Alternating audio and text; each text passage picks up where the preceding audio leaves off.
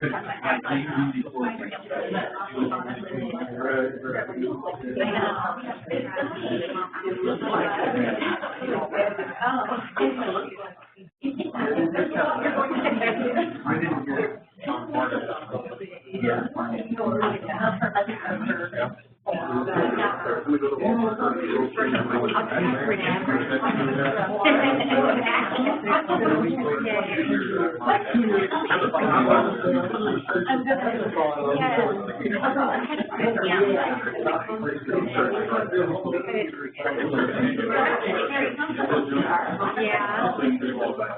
are actually, yeah. I like that we did,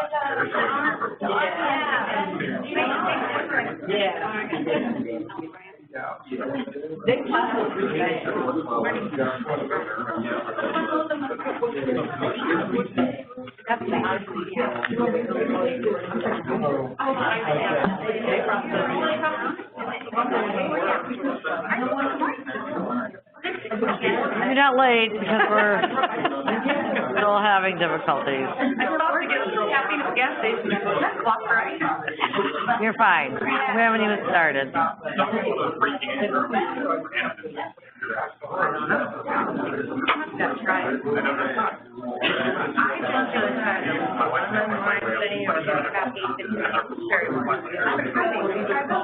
No.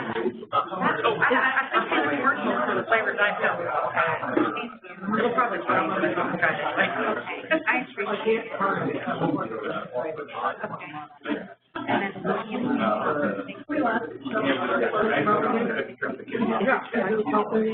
We have not started yet. We have, let me put it on.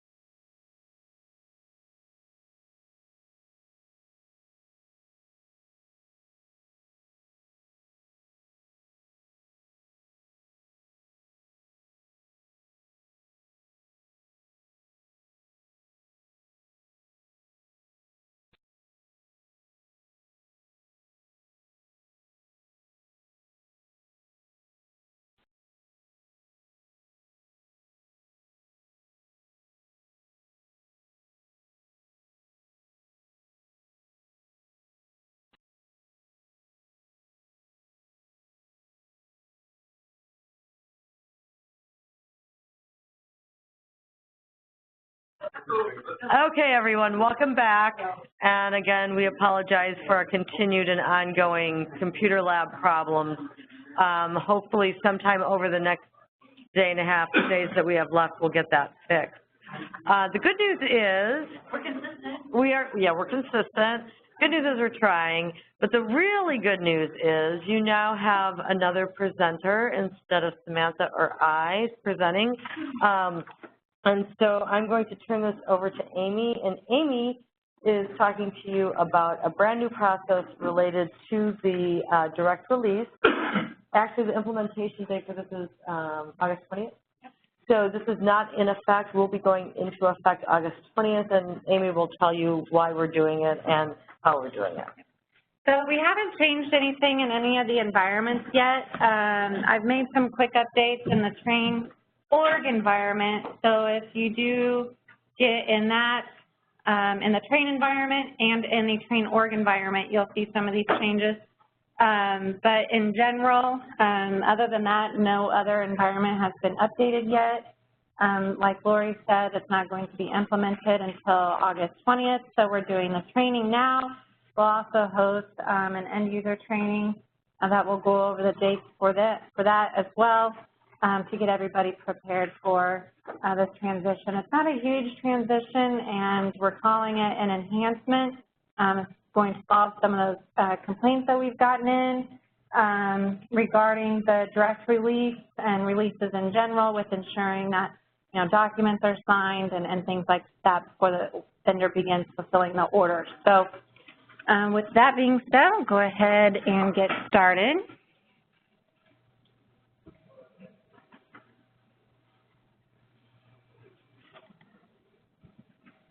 Okay, so goals and objectives. So the goal for this training, and for those who called in yesterday, this is going to be very familiar to you, but we wanted to make sure that if you weren't on that call, that everyone hears the same message.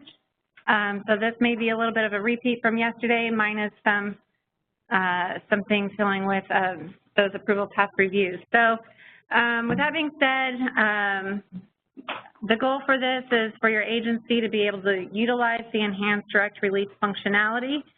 We have a number of objectives as well, including understanding the process, creating change orders to attach the executed purchase order, as well as the SAP purchase order if your agency is live with SAP and you need a PO-based invoice. Successfully sending the release purchase order to the vendor through bid buy. Obligating as needed.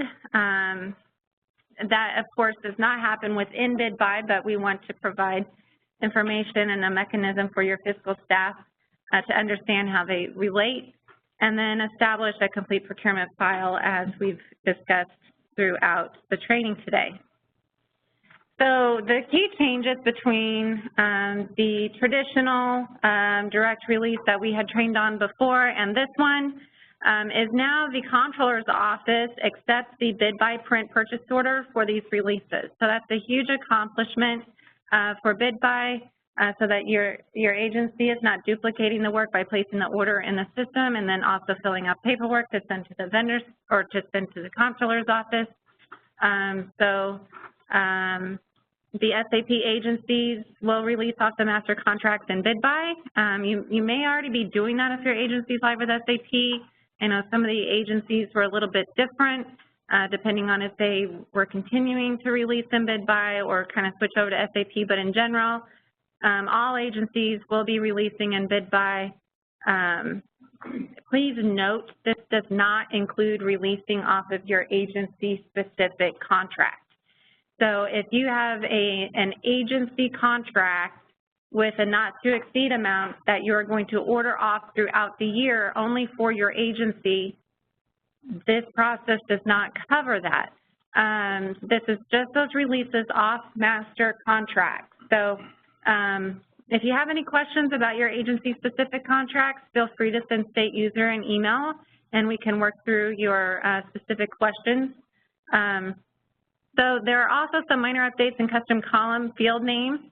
And then, again, the evaluation of the fiscal approval path for this process. And the big change also is that the direct release purchase order will not automatically send to the vendor. So one of the complaints that we were receiving, as I said, it's really convenient that it goes so fast, but also, you know, we want to make sure that we have the properly signed documentation before the vendor begins fulfilling the order. So this solves that problem as well. Benefits. Statewide approvals are received in one system. The bid by purchase order, it sends electronically to the vendor. If applicable, the purchase order states the SAP purchase order number for three-way match.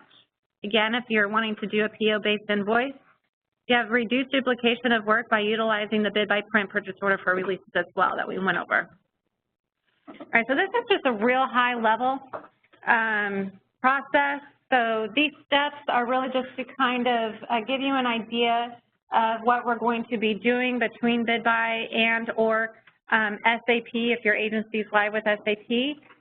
We are going to be updating as part of the transition training material, so please keep an eye out on the trainer support website for that updated, for those updated job aids and things like that. So right now you can refer to here as needed for those steps.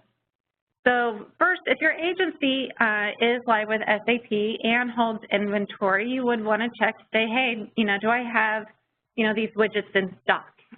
So to do that, you would create a shopping cart in that system, check the inventory. Assuming the answer is going to be no, I don't have any of these widgets in stock, then I'm going to go into bid by. I'm going to use the quick buy functionality or another type. You know, there's different ways in bid by to create a release requisition, but typically I would enter my keyword into that quick buy, start my bid by release requisition. If I have that shopping cart number from looking for those widgets, I can put that number in the notes just so it's easy for me to refer back to later on. I'm going to submit my release requisition and bid by for approval.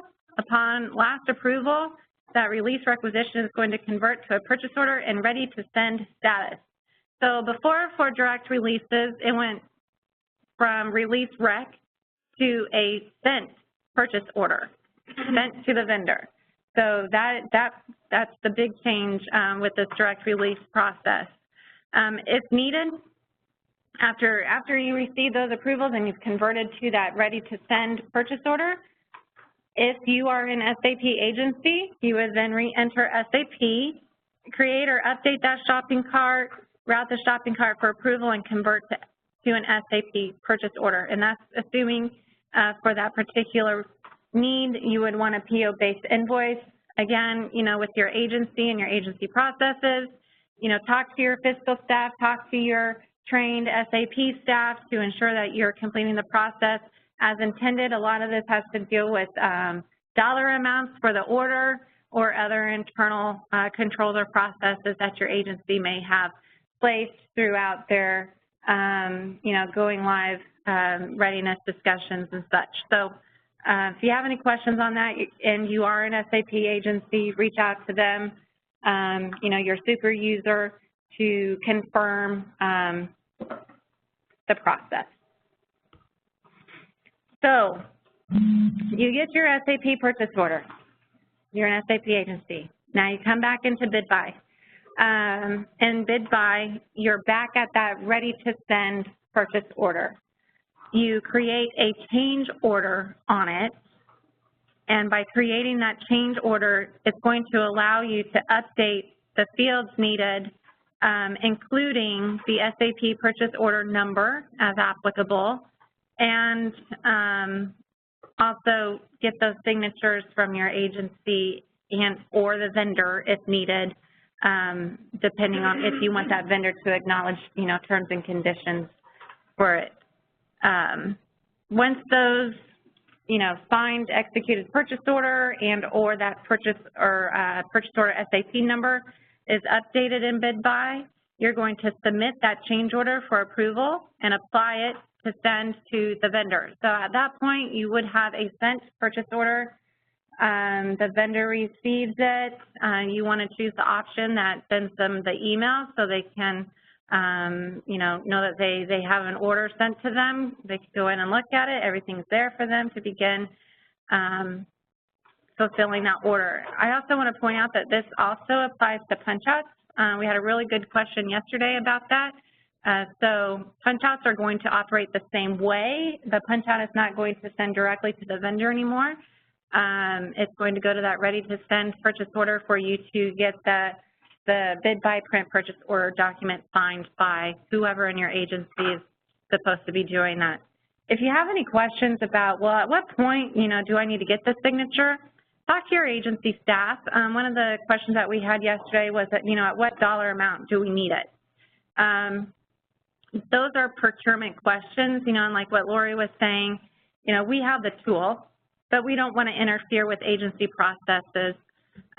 So ask your APO, ask your SPO at what point signatures may be needed. Okay, so at this point I'm going to go in and I'm going to start a demo.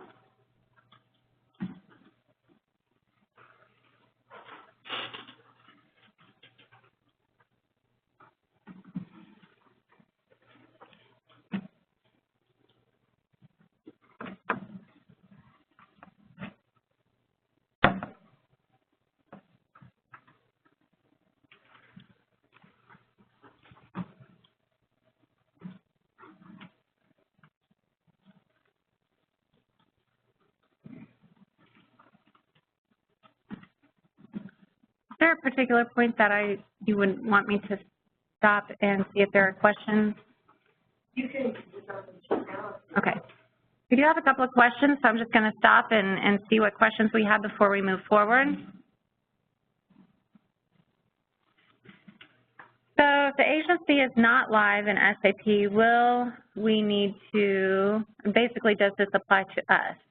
Yes, it does. So the process of going in and out of bid buy for SAP wouldn't apply to you. You would be able to complete this process without leaving the system. But in general, the direct release off master process is changing for everyone, as well as the print PO. That also applies to everyone as well. It was approved for everyone's use by the comptroller's office, for those agencies that are using bid buy.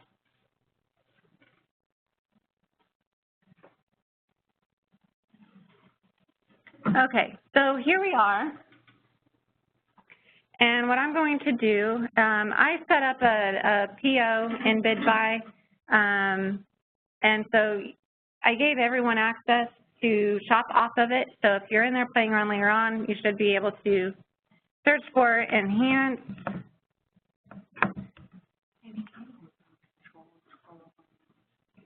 Oh yeah, sorry. Giant on my screen. All right. Okay, so I'm going to use the click by function in bid buy, and I'm searching for this item that I want. I'm going to say I want 20 of these. It's going to automatically select after I put in my quantity. I'm going to add to a new requisition and exit.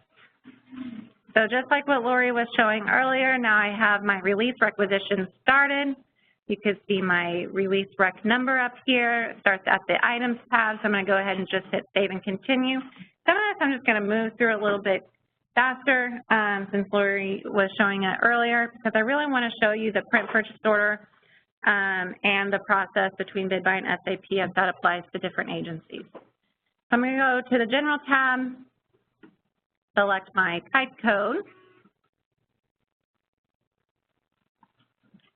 my other information as applicable. If I had an agency reference number, I would fill that in. And then for this release, I'm going to select the time period that I want this release requisition to be effective. So just for this month, and it's going to tell me you've changed your department location. I'm going to say, okay, that's fine, and move to the vendors tab. On my vendors tab, I'm just going to check, yep, that's what I want, save and continue. My addresses, same thing. Depending, you all shouldn't have the issue that Lori had earlier with the addresses. PROD is configured for the agency's needs, but If you needed to select a different address, you would use this magnifying glass to select different addresses, and depending on your roles and also the way that your agency was set up, you could select what you need. So I just want to make sure all my items are going to be shipped to and billed to this location. If I had items going to different areas, then I could sort that out as well. Kind of the same thing that Lori was talking about with the accounting tab. You can have that at the item level also. So if you wanted certain items going to certain special procurement types, or some agencies will utilize the fund information here. These are configured to the state's needs. So we don't have them loaded in the system, but you're more than welcome to enter that information.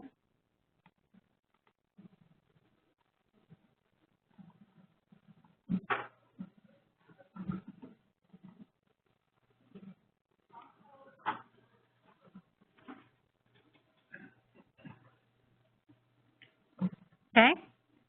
On my attachments tab, what I would typically attach here for a release requisition is maybe some supporting documentation from the purchase order, such as a pricing sheet. So if my item price fluctuates, for example, or it's based off of a percentage discount, I would sometimes have to refer to a pricing sheet to say, this month, you know, it's $100. Or even just have it for backup, so the person approving can easily see the contract information so that they can say, okay, yeah, this is legitimate. I'm going to go ahead and approve this. So along, you know, with the attachments that Lori and Samantha went over earlier, something common for a release would be a pricing sheet. I don't need to make any notes to myself, but this is where you would put in that shopping cart number.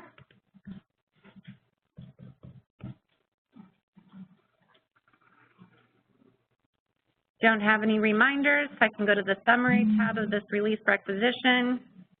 I'm going to make sure that my information is correct.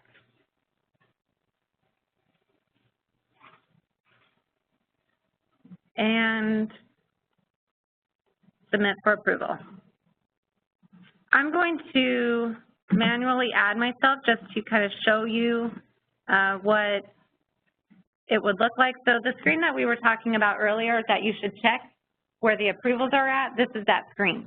So if you have, you know, 5 different approval paths here and you're like, you know, this one I know should be included and it's not there, this is where you would say, nah, I want to cancel and exit.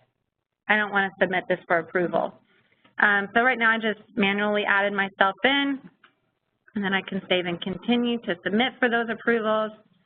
And then now on the routing tab, you could see it's gone to myself on this date for my approval. Lucky for me, since I submitted it and I'm going to approve it, it's all here on the same screen. I don't recommend that within your agency. So save and exit. Are you sure you want to approve? Yes. So upon this last approval, what we're going to see is that the release requisition converted to a purchase order. It's just not a purchase order in sent status like you may be used to seeing.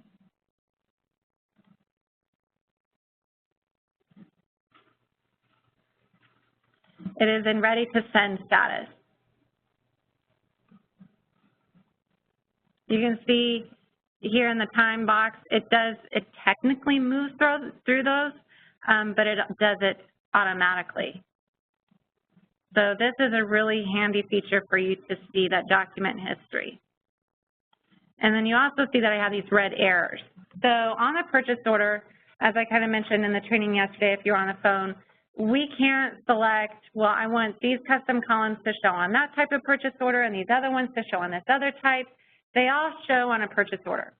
So because of that, those that are required need to be addressed. It's not going to let you have a sent purchase order if you don't have these custom columns accounted for.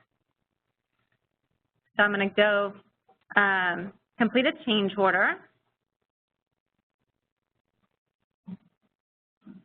Starts me back at that items tab. I'm not going to change anything on my items tab, but I do want to save and continue. I'm going to go to my general tab, and I'm going to start updating these required fields on the purchase order.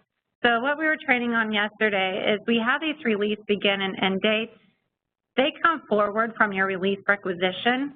So these same dates, place them in your contract begin and end dates. There is discussion about, reusing these contract begin and end dates, and it was decided by a number of people that we did not want to do that because we didn't want to cause, confusion of what needs to go there. So just fill those dates in. Fiscal year of obligations, 2019. You have two options for this old original contract PO number field. So before, if you had attended training or used BidBuy before, you're used to seeing it as old original contract number. We included that PO for this three-way match. So that if you are an SAP agency, you can put that purchase order number in there for this release requisition. If you are not an SAP agency and you want to obligate over at the comptroller's office, it's where you would put your obligation number. When we did our survey earlier, we had a number of people say, I'm new to procurement. So for those who are new, when you use the phrase three-way match, can you explain what you mean? Yeah, so three-way match, basically making sure that the person ordering, the person paying, and the person receiving aren't all the same, and you can also match them up. So ideally, you would have one person placing the order, getting approval for it, one person receiving the order, signing off on it, and then one other person paying the invoice so that you have those internal controls in place. And in SAP, they require three-way match for you to pay a PO-based invoice. So they want to see that number, on the invoice, on the receiving and all of that for them to be able to confirm that, yes, this order complies with that need, and you have those, stronger internal controls for the system and also, your agency.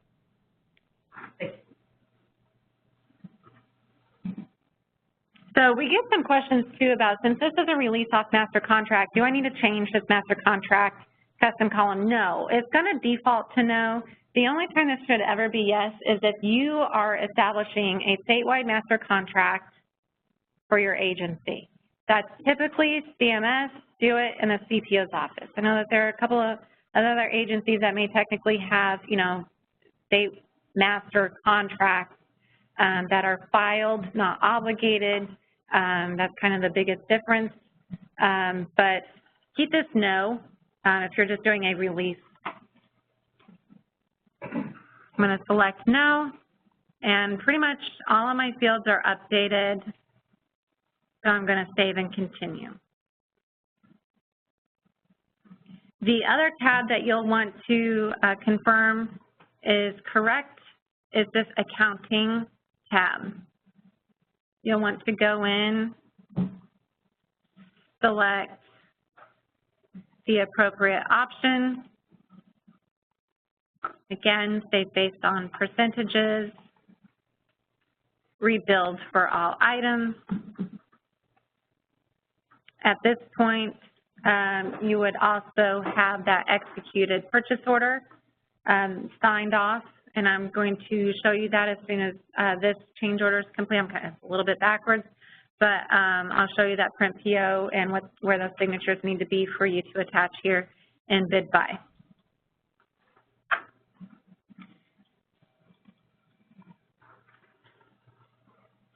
So these are all of the changes that you've made on your purchase order and who did them. This comment field down here is very handy, not necessarily for yourself, but for your coworkers who you want to be kind to, so that if they were to get into this document later on, want to know what was happening with it, they can see what the comments were and what the exact change was, or why, there was a change. What I didn't point out yesterday in the training was, since this change order is occurring before it was ever in sent status, you don't get the option over here to show it to the vendor or not, because everything that you're updating on here is effective before it even gets to the vendor. So of course, you know, it's going to be part of that notification that goes out. Now they don't see it as a total separate change order email. It goes out with that notification from that first, you know, sent PO. But I did want to point that out, that you don't have the option to update either show to vendor or don't show to vendor at that point. Now this is not dealing with those attachments. This is just dealing with the option to show the change order to the vendor or not show the change order to the vendor. You still really want to pay close attention on that attachments tab if you want to maintain a document's confidentiality or not, or if you want to show the document to the vendor or not. I'm going to save, submit for approval. Again, this is that screen that you would see those approval paths on. If they don't look correct, cancel and exit. I always recommend taking a screenshot if you think something's wrong so that you can go and you can show it to someone else or send it to state user. Yep. Want to automatically approve in this step. One of the questions that we received as well is, well, does the SPO need to approve this? If you're just updating the document with that attachment and the executed PO, it doesn't need to go back to the SPO. You know, if it is routing to the SPO and you and your SPO talk and say that we don't need this, then contact the user and we'll see what flexibility we have. Otherwise, if you're changing like item information and you're increasing the quantity and it's for like an IT order that typically it would route through your IT SPO, the release would, then it should trigger. If for some reason it's not, again, contact state user so that it can be corrected. Because regardless of if the approval is showing, the requirement is still there. So we don't want to ever be in a situation where we have to backtrack to get that SPO approval because it didn't happen in bid buy. So just, you know, check that tab, make sure you have the appropriate people on it before moving forward. So one of the things that, you know, Samantha was saying, we have the Texas two-step. So the Texas two-step, this is one of those things where you want to go into the change order, you save it, but then you also have to apply it. So now that I have my applied change order, it's done. But my PO is still in ready to send. So I need to go in to this PO, scroll down to the bottom. Again, I checked everything, it's all good to go. And I am going to send the email and notify the vendor. Before I do that, I do want to show you the print PO and do a couple of things as well to kind of show you how those change orders work and how they would print on the newly designed and approved purchase order. I think you might have a question. Oh, okay.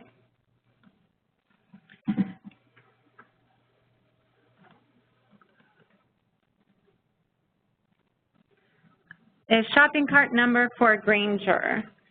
So it's my understanding that for if you had a Grainger order and the Grainger was a punch out, with this new process, it would go to a ready to send purchase order. If you're an SAP agency and you need a PO-based invoice for that order, then you would create your shopping cart in SAP, get those approvals, convert it to a PO in SAP, and then that's the PO number that you want to put into bid buy. Otherwise, there's not any special numbers or anything like that for those masters that are available through a punch out. Another question,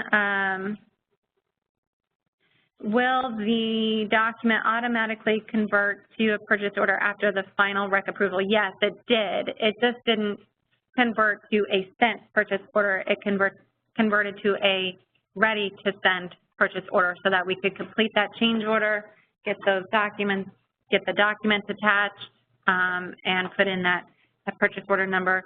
as applicable, depending on if it's a PO-based invoice or not. And will account information at the rec not pull over at the purchase order? It didn't. Typically, like what we see in bid buy, it goes from rec to bid to PO, and when we have these jumps from rec to PO, in this case, for this release, the accounting information didn't move forward. So, yeah, touch on that accounting tab and make sure that information is there. All right, so I'm going to go ahead and just save and continue. So I have my sent purchase order, and then get into that print PO design. Are there any questions in the room before we move forward? Okay, thank you. So down here at the bottom, I have my print PO. It's gone to the vendor. It's signed. It's executed as an attachment. But anytime I use that print vendor button down at the bottom, it's not going to show the signed document, right? It's that attachments tab that has the signed document. So when I hit this vendor print PO button, it's the PDF that's generated by the system. So let me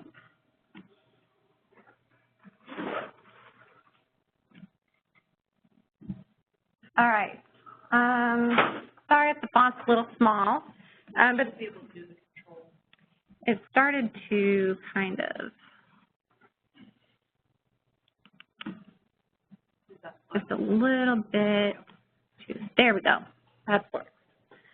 All right. So as we went through yesterday, you might have seen this already. The additional information I wanted to show you today had to deal mostly with the change order. So I'm just going to go over it pretty quickly. I have my header information up here. It has the PO number with my release number right there for my release purchase order. It will say your org. It also is identified as a release by this release order number. It has the PO date also. You'll also see that it says master contract, yes, this, so the comptroller's office knows this was an order off of a master contract. The master contract number is also referenced here. And then your obligation number or agency, reference obligation contract, and quotations number that you would want here. This also would print, this would also be your SAP PO number for your three-way match. So it's on the order, it's on our shipping documents, and then the person, paying the invoice can match them up. Has your vendor information over here on the left, your ship to bill to here on the right. This vendor instruction is going to be updated just a bit, basically just removing the $20,000 so it fits your agency needs a little bit better if you have different requirements. The other piece of information on here for the release requisition is this release begin date and release end date. The comptroller's office will reject it if these dates aren't there. So there's other information on here too that should just be self-generated from the system, such as the master contract and the master contract reference number.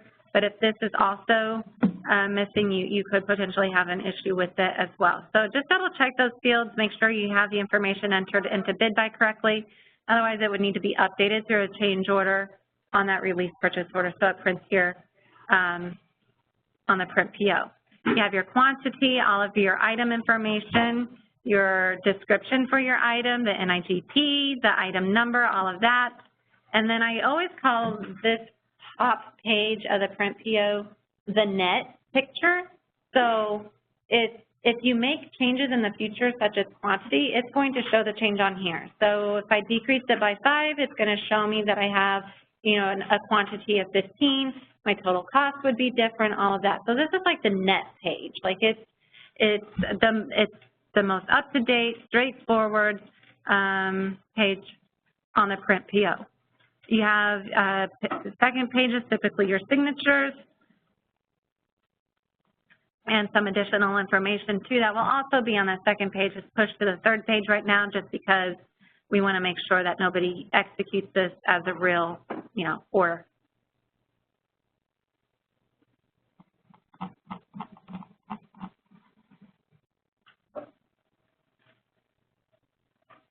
All right, so what I'm going to do real quick is I'm going to create just one more change order, take about 5 minutes, to show you the difference between a change order that I want to show to the vendor and a change order that I do not want to show to the vendor. So I'm going to create another change order. I'm going to really confuse the vendor and decrease it to 15. I'm going to save and continue. Jump real quick to my summary tab. Again, you can see here what I did. I'm going to be friendly to my staff, and I'm going to put in, you know, a description here why I did that. And over here to the right, I do want to show this one to the vendor. So I'm going to save and continue. Submit for approval. And my automatic approval here. I'm going to apply it. That's an easy stage to forget.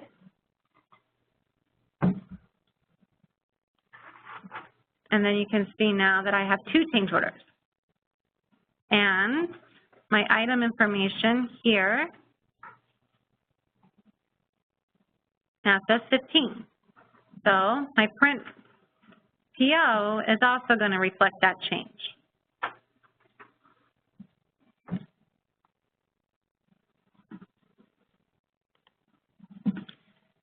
My net page, yep, says 15. My signature page is always that second page. And then I have my change order page for that decrease on that change order that I want to show to the vendor. So we have an internal number up here that's internal number 2. And then you can also see, well, this says vendor change order number 2. And technically it is because we completed that first change order that was showed to vendor before. So we tracked here and here what change order is. This number is those change orders that are showing to the vendor. So if you have future change orders that you do not show to the vendor, they're not going to show up here on this print PO. But your internal tracking number, you know, let's say it says 4. That means I've had 2 other change orders done on this purchase order that I selected to not show to the vendor. Could anyone think of some examples of change orders that you might do in bid-buy that you would not show to the vendor? I've been doing quite a bit of them with converting into ERP. So there's a lot of internal stuff. I've been checking it and not sure what I'm here. Yep. Because it might confuse them even if they see it, like, why did she change? Quantity, lower. Yeah, or did some material master code or something, you know. Right. So just some sort of administrative internal things that we're doing on the state side that there's no reason to create questions on the, in the mind of the vendor. Like you said, they're going to wonder why you're even sending it to them. So those are the instances where you don't send them to the vendor. But anything that is substantive that the vendor needs to know about, that's needs to do something. So certainly anything that would be considered an amendment would be sent to the vendor. But like you said, you know, if, for example, on a master blanket, when we get to that, if you're correcting those SIP errors, you don't want all of those going to the vendor. So you wouldn't want to. Your names a lot of people. Yeah. You have a staff person leave and you're changing, you know, the name on that general tab, the purchaser. So but it definitely, if it's an amendment, it's definitely something you want to show to the vendor. So just, you know, take into consideration, and if in doubt, always reach out. Great rhyme. Okay. So here you'll see, you know, we have 2 that show to the vendor. They match right now. And this is my change order page. So down here, it's going to tell me basically this page what I changed. So it's going to have a lot of the static information, but it's going to highlight for me what I changed. So right here, you can see that it has a row that says, I decreased the quantity by 5, thus decreasing the total cost by $500. And then this is my net row. This always matches that first page of the purchase order. and we graded out so it stood out to you and to the vendor.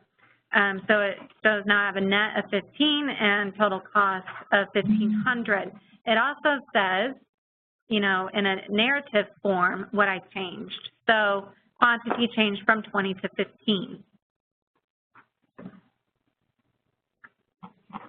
The last thing I wanted to show real quick, again, you know, taking just a minute, is a change order that's not going to show to the vendor. So I'm going to create a change order. I'm going to go to that general tab, and I'm going to say my phone number changed from 5555 to 3333.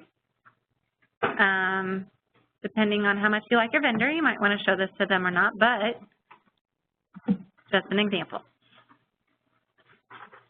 So I have that saved. I'm going to go to my summary tab, and I'm going to say, no, this one I don't want to show to my vendor. Also, if I definitely don't ever want to show this to my vendor, regardless of that check, don't type anything into this text box. If you type anything into this text box, regardless of if you show to vendor or not, this is a comment for the whole change order. It will trigger an email to the vendor with what you put in that text box. So be careful, again, you know, where you're placing information, what you're saying, things like that, because the information in this box will send to the vendor. This comment box down here does not. This is where we want to be friendly to our staff and get them, you know, lots of detail. I'm going to save. I'm going to submit my internal change order for approval. I'm going to get those automatic, and then I'm going to apply it.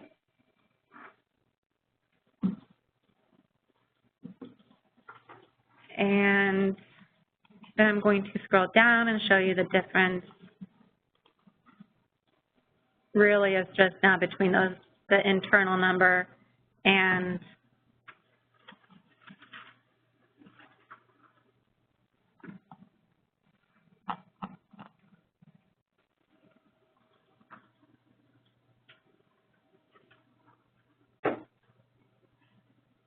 so here's my change order 2, and there's no change order 3.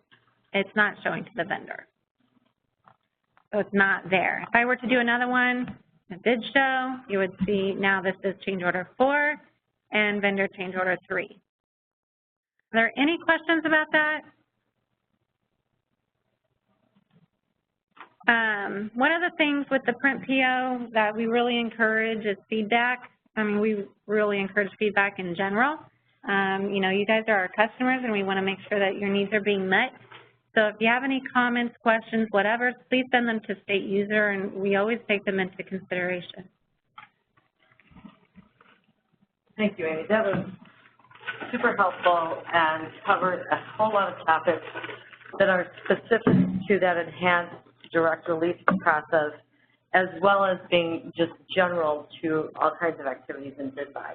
So all of the change order information that Amy discussed, that same change order process and information will apply no matter what you're doing in bid buy. She showed it to you in the context of the release, but if you're doing it off of when you're doing an IFP or a sole source or an emergency, no matter what kind of procurement you're doing, all of those same concepts and processes apply. So that was super helpful.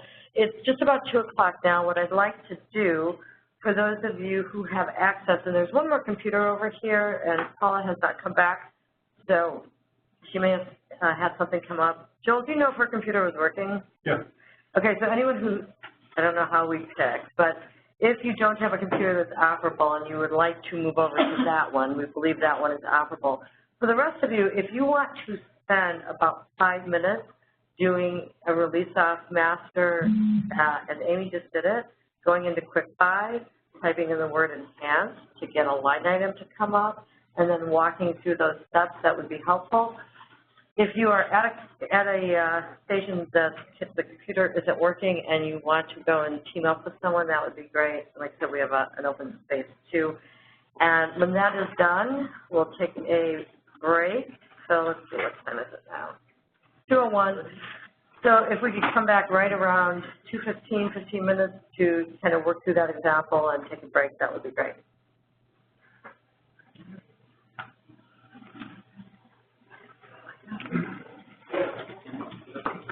And we'll be here to help if you have any questions. I don't know what this is.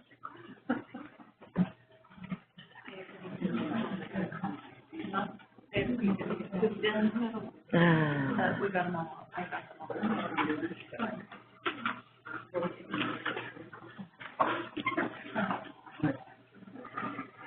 So the people that were ISD and that goes. Sorry. How's it?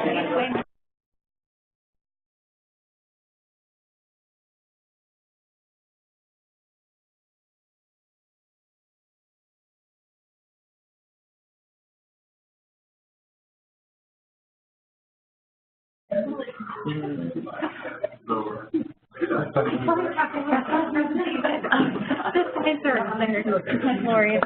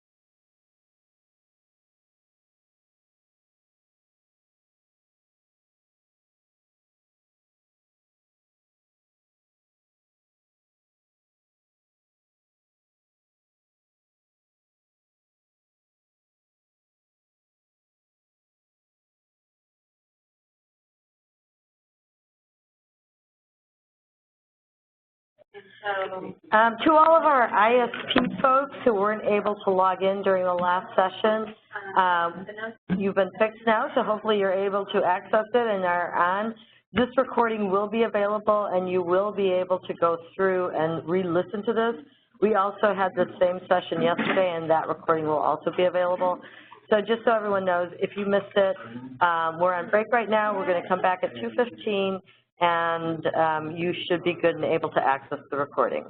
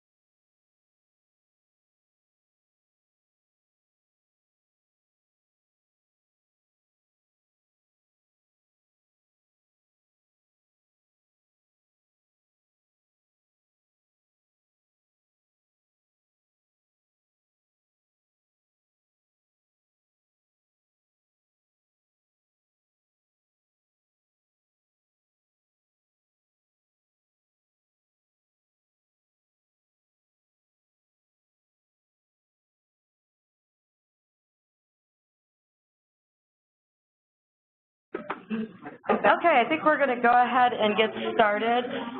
Before we move on to our next topic, which is small purchase, if there's anyone on the line that was not able to access the previous session, it will be recorded, it will be posted, and we apologize once again for all the IT issues we seem to be having at this location. Amy had a couple of comments that she wanted to wrap up from her session, right? And then we'll be going into small purchases. So small purchases next up.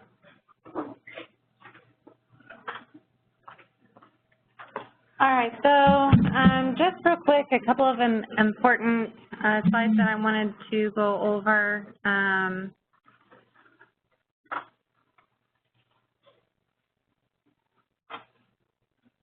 Again, you know, with the IOC and the print purchase order,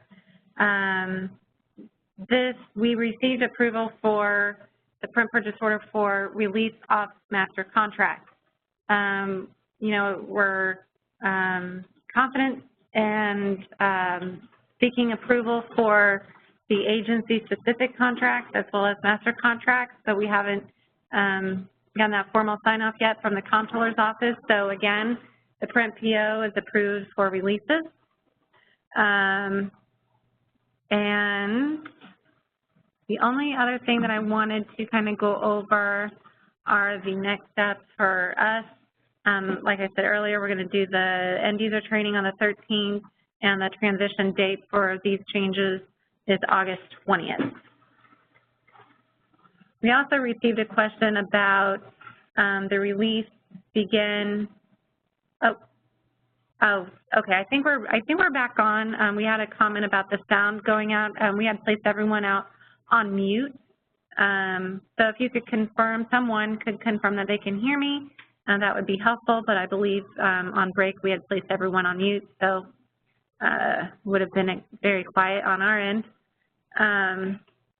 One of the questions that we received were, you know, what defines the release begin and end date? What does the IOC look at for those dates? That information can be found in the SAMS manual. I was going to go ahead and look it up, and then we'll reply back.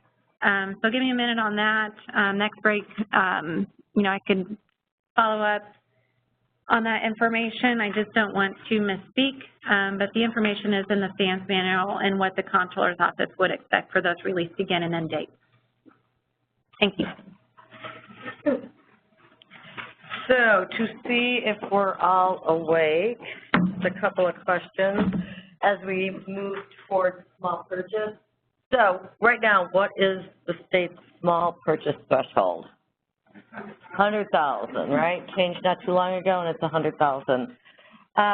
There's another dollar amount that's important when you're doing small purchases to know about. What's that other dollar amount?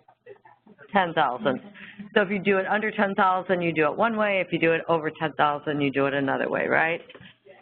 Okay, so now the tricky part is, where is my PowerPoint for small purchase? It's right here.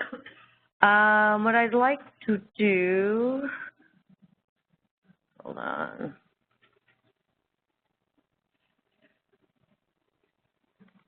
That should do it. Okay. So what I'd like everyone to do is locate your small purchase job aid. So whether you have it in your attachments or you have it, you know, in your packet, there are two job aids. One is the under 10,000 job aid, and one is the over $10,000 job aid.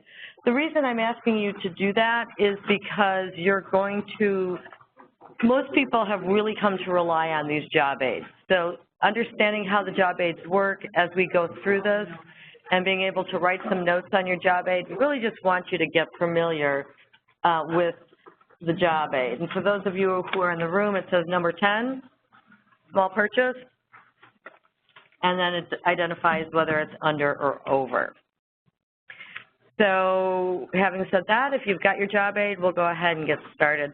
In this particular session, what you should be able to do by the time we get done with it is be able to process a small purchase and bid buy, whether it's under the 10,000, where we only go with a requisition and a purchase order, or it's $10,000 and above, where you go from a rec to a bid, to a purchase order. And in some cases, you need to process a small purchase only soliciting small business set-aside vendors. In other cases, you may need to process a small purchase using a small business set-aside waiver, right? That's when you've tried to find a small business and can't find one and need a waiver. And then sometimes you need to process a small purchase with sole source or emergency conditions. So we're going to talk about all of that and how to do all of that in bid buy. So a small purchase, we all know, it's a procurement less than the determined small purchase threshold for specific goods and services. And those thresholds are subject to being changed annually, and when they change, we send you a CPO notice. And publication of that procurement is not required. So that's the criteria for a small purchase. And as I just said, when we're going to do them less than $10,000, you're just going to do a requisition and a purchase order in bid buy. If they're $10,000 to the threshold, a rec, the bid, and then the purchase order. Okay, so our process steps, we're going to start with option 1, under 10,000. You should have your under 10,000 job aid. When you go to sit down and do this, you're going to use that job aid. The first thing that you will do is you're going to create an open market requisition and notify the vendors. That's the first thing that you want to do with your open market rec. And in our PowerPoint, which these are all posted out on the trainer support website that Samantha told you about, the PowerPoint will be here as well as the job aids. But you create that open market rec to notify the vendors. Once you do that, and I'm just going to hit this at a very high level and then I'm going to show it to you, you tabulate and recommend the award. Then you take that out to a purchase order. You update your tabs. You submit your purchase order for approval and send the purchase order. In the event in the future that you need to create a change order, Amy just went over that whole process of creating a change order and attaching a change order documentation with the executed contract. So as Amy said, not to be confused with the release, where we're able to attach that signed PO in the case of a small purchase and your agency policy, you're going to attach whatever documentation you need for contract purchases because the comptroller's office is not accepting this yet except for at a direct release rec. Okay, so in our particular example that we're going to do together, we have a small purchase scenario of less than $10,000, and this one is going to be for IDOT requiring LED lights. It's estimated to be less than $10,000, and the small business set-aside waiver has not been granted. So it's in the category, and it's a set-aside. So what I'm going to do now is pull up bid buy. And I'm going to get to the top, and I'm going to remember, it's displaying, it's not displaying. How do I display it? Like the whole WebEx? This page. This page? Oh, we need to drag it Drag it to the other screen. to the Screen. Yep. to the screen behind me. Somehow I just magically dragged it.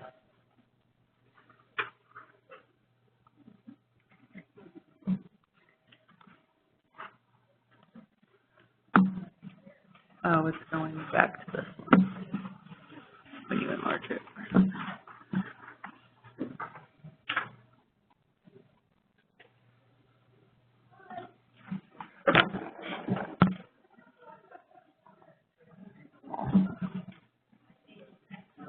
Yeah, it is.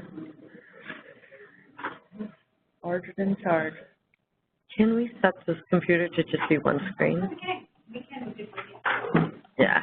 Can you just set the computer to be one screen? Okay, so, oh, wait, no. I may be the only person who doesn't like this on-screen thing, but I do not like two screens.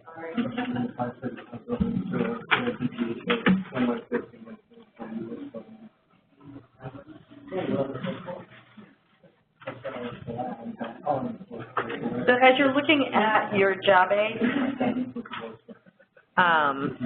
you'll see as Samantha was saying, that these workflows are there. And so it's going to tell you right up front, here's what you have to do for a small purchase under 10. Just a rec, and it's going to go to a PO. There we go. Awesome. Thank you so much. Okay. So in our example, which was DOT, I'm going to come out to bid buy as if I had been at work all day and zoom in. I'm going to zoom in because I always zoom in when I'm at the office. Zoom more zoomy. Okay. Means you could go larger, right? Better, but you guys need larger, is that what you're saying? Stay connected. Okay. So the very first thing I'm going to do, is when in doubt, go home. So I was working on something else. I'm just going to go home, and I'm going to start all over again. And the first thing I need to do is I need to create a rec because I'm going to do a small purchase. I've already looked. There were no LED lights on a master contract, so I can't do a release. I need to go out and I need to do a small purchase. There's nothing out there for me. So from this header bar, I'm going to pull documents up, and I'm going to hit rec, and I'm going to say I want to do a new requisition. And that's going to pull me to my rec tab, and I'm going to enter my short description. Our guidance, our recommendation is that you always start with the acronym from your agency. Our example actually was DOT, so I'll change that. I'll say this is a DOT procurement, and the example is LED lights.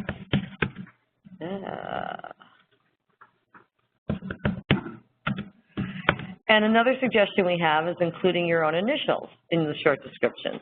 If you include your own initials in the short description, every time you go out to search something using the search feature, type your initials in, you're going to get all your own results. So always, it's not required, just a suggestion.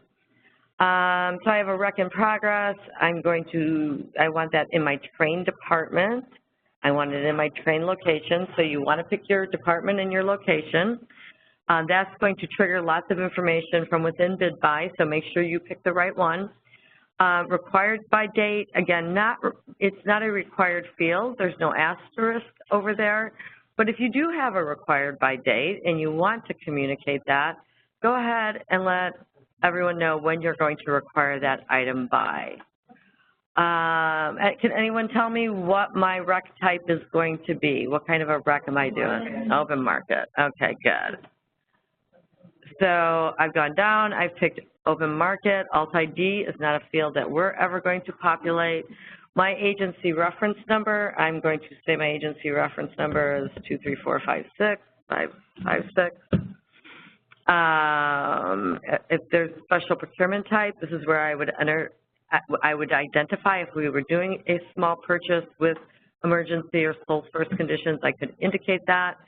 If I did indicate that, let me pull up sole source. I thought it was supposed to give me a dependent field. Oh, well. I'm going to leave that blank for now because we're just doing a plain old small purchase under $10,000. If I had an older original contract number, something I wanted to link that to, I could use my magnifying glass and search for that, and it would identify some original contract, but we don't need to do that here. And Amy, why does it still have release begin and release end date if I'm doing a new open market rec? So that's where we cannot, determine what type of rec or what type of PO the custom columns show on. So if it's used for one type, it has just going to be there. But it's not required, and so you can just ignore it. And so the custom column appendix now comes in handy on, where it needs to be used and, what information should go in there. I do have an answer for that from the SAM's manual. What defines? Release begin and end date. Okay. It is the obligation date. So the date that if you were filing over at the IOC, or obligating over at the IOC, it is the term of the obligation. It is the term of the obligation. Okay. So LED lights are a commodity. I'm going to pick that as the type code. And tax rate we don't use. It's auto-populated who I am and my phone number, and I'm going to save and continue. Now I'm going to go out here to items, and I have a couple of different options when I want to add an item to a small purchase. I can search and see if there are any LED lights out there that someone has bought before that are available to me as a line item, or I can completely add a new item. So let me try both options in order to add those LED lights as an item on my small purchase. So I go out there and I say I want to search, and it says search using what? Oh, no, use the advanced search. I use the advanced search. In my item description, LED, I'm going to look to see if there happen to be any items out there. It's sort of a database of items the state has bought in the past. And look, there's all kinds of LED items that are out there. And so I will, like I did with the fire extinguisher, take a look, decide if any of these line items that are already out there suit my purpose. And in this particular case, I'm going to say these are the LED lights that I want on my small purchase. I'm going to say that I want 15 of them. Check the box, say I want 15. And I'm going to add that to my rec and exit. Now, the other way of adding an item is to add that open market item directly. There's nothing out there, it's not already there, and I have to order something that the state has not ordered before. So in order to do that, I'm going to start filling out the item information. One of the things to always know and understand about BidBuy is here in item type, one says normal and one says narrative. A normal item is an item that can be used for orderable purposes. A narrative line item used in BidBuy is if you want to simply add something on your print purchase order that is going to be a comment, basically. For the most part, you are using normal items. I want a normal item because I am getting, you know, orange LED lights, and I could not find those. And so I come in and I put it, you know, the best description, you know, if I need it to be, you know, 100 watts or lumens, and any further detail that that vendor is going to need to know about that line item in order to successfully submit a quote that you can use. So provide, without obviously writing a novella, provide as much information in your description as the vendor is going to need, but not too much. So 100 lumens of orange LED lights. I'm going to say I want 5 of those. I am estimating that the cost of those are also going to be $300. And this is where you add your unit of measure. So I talked to you earlier and I said we've got an Appendix A, which is your units of measure. You can take a look. If you have any questions about which unit of measure you want to use, you'll see a description. You know, for example, what does the unit of measure S mean? Anybody? Anybody? I don't know off the top of my head either. Now I'm curious. So I'm going to turn to my Appendix A. Second. Do I need a second? Probably do not need a second. So as you can see, some of these are vague, but I'm happy with each, and so I'm going to get each. A discount percent, and we're not going to add it here. This is not an item that tends to be sold based on a discount, so we're not going to do that. And we see that our total amount for this particular line item is going to be $1,500. The next thing I have to do is attach it to an NIGP code. So I'm going to come down here and I can do a search by keyword for an NIGP code, and I'm going to say that I'm looking for lights.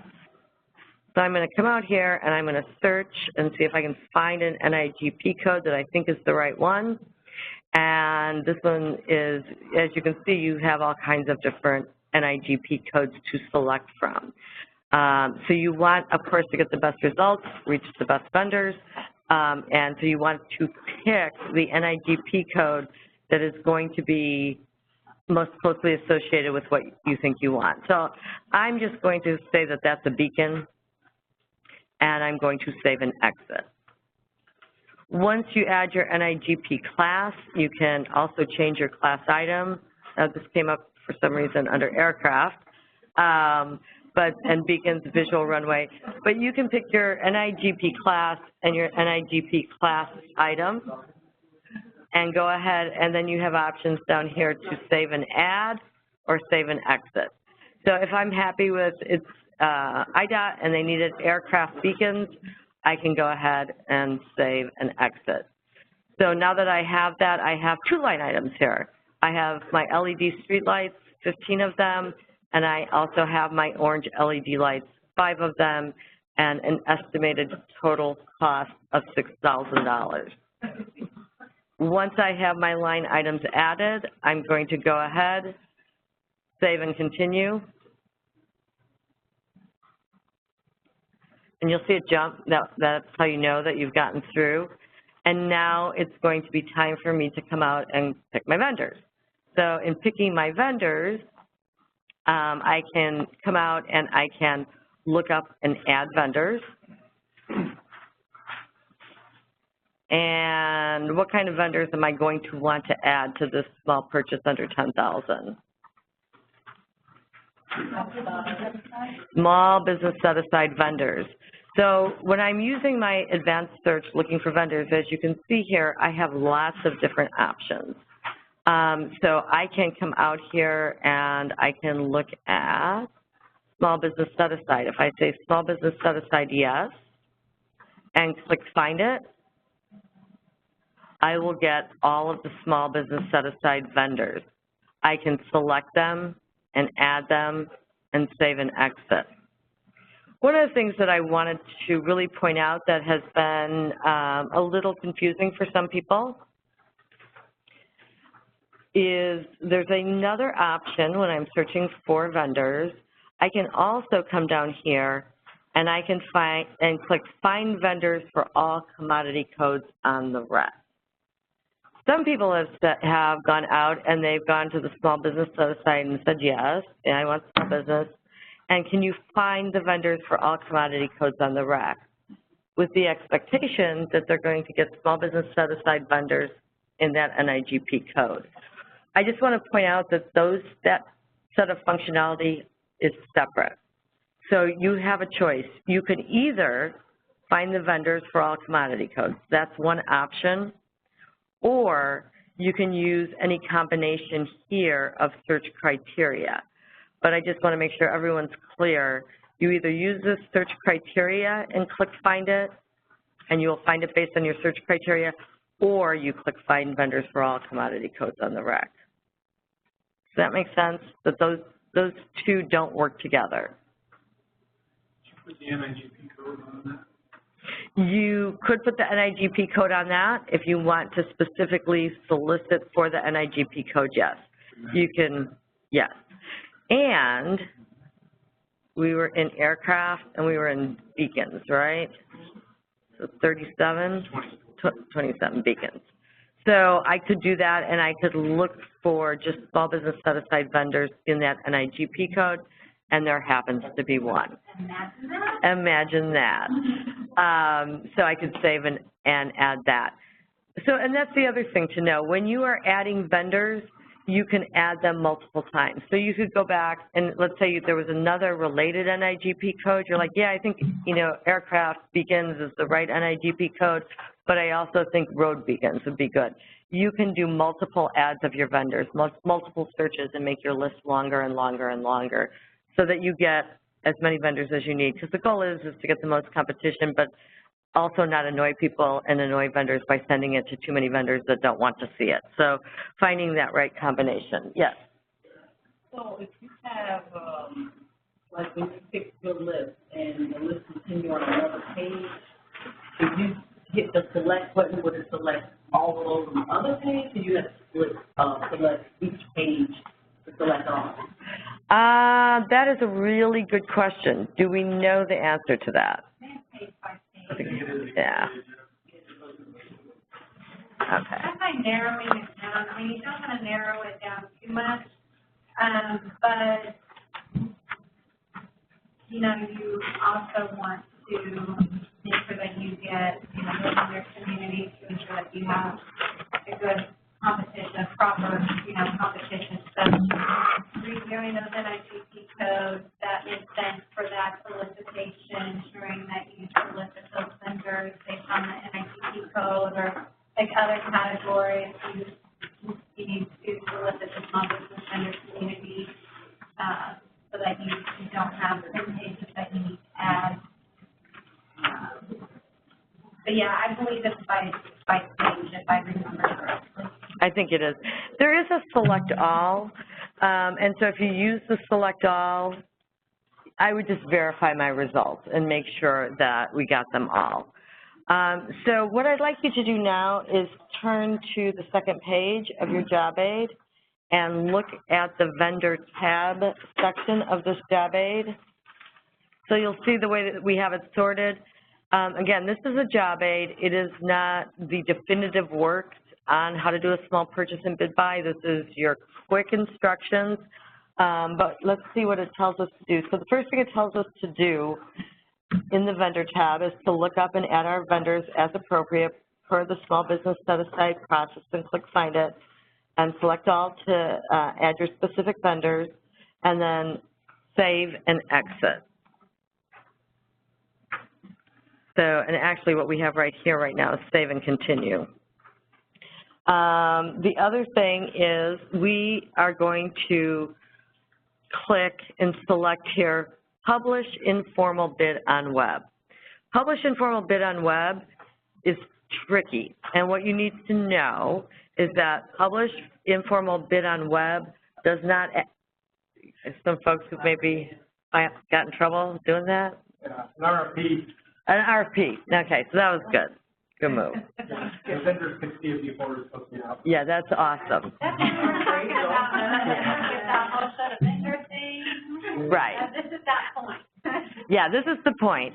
So this is critical, and hopefully it's, you know, it's not been funny for those who've suffered through it.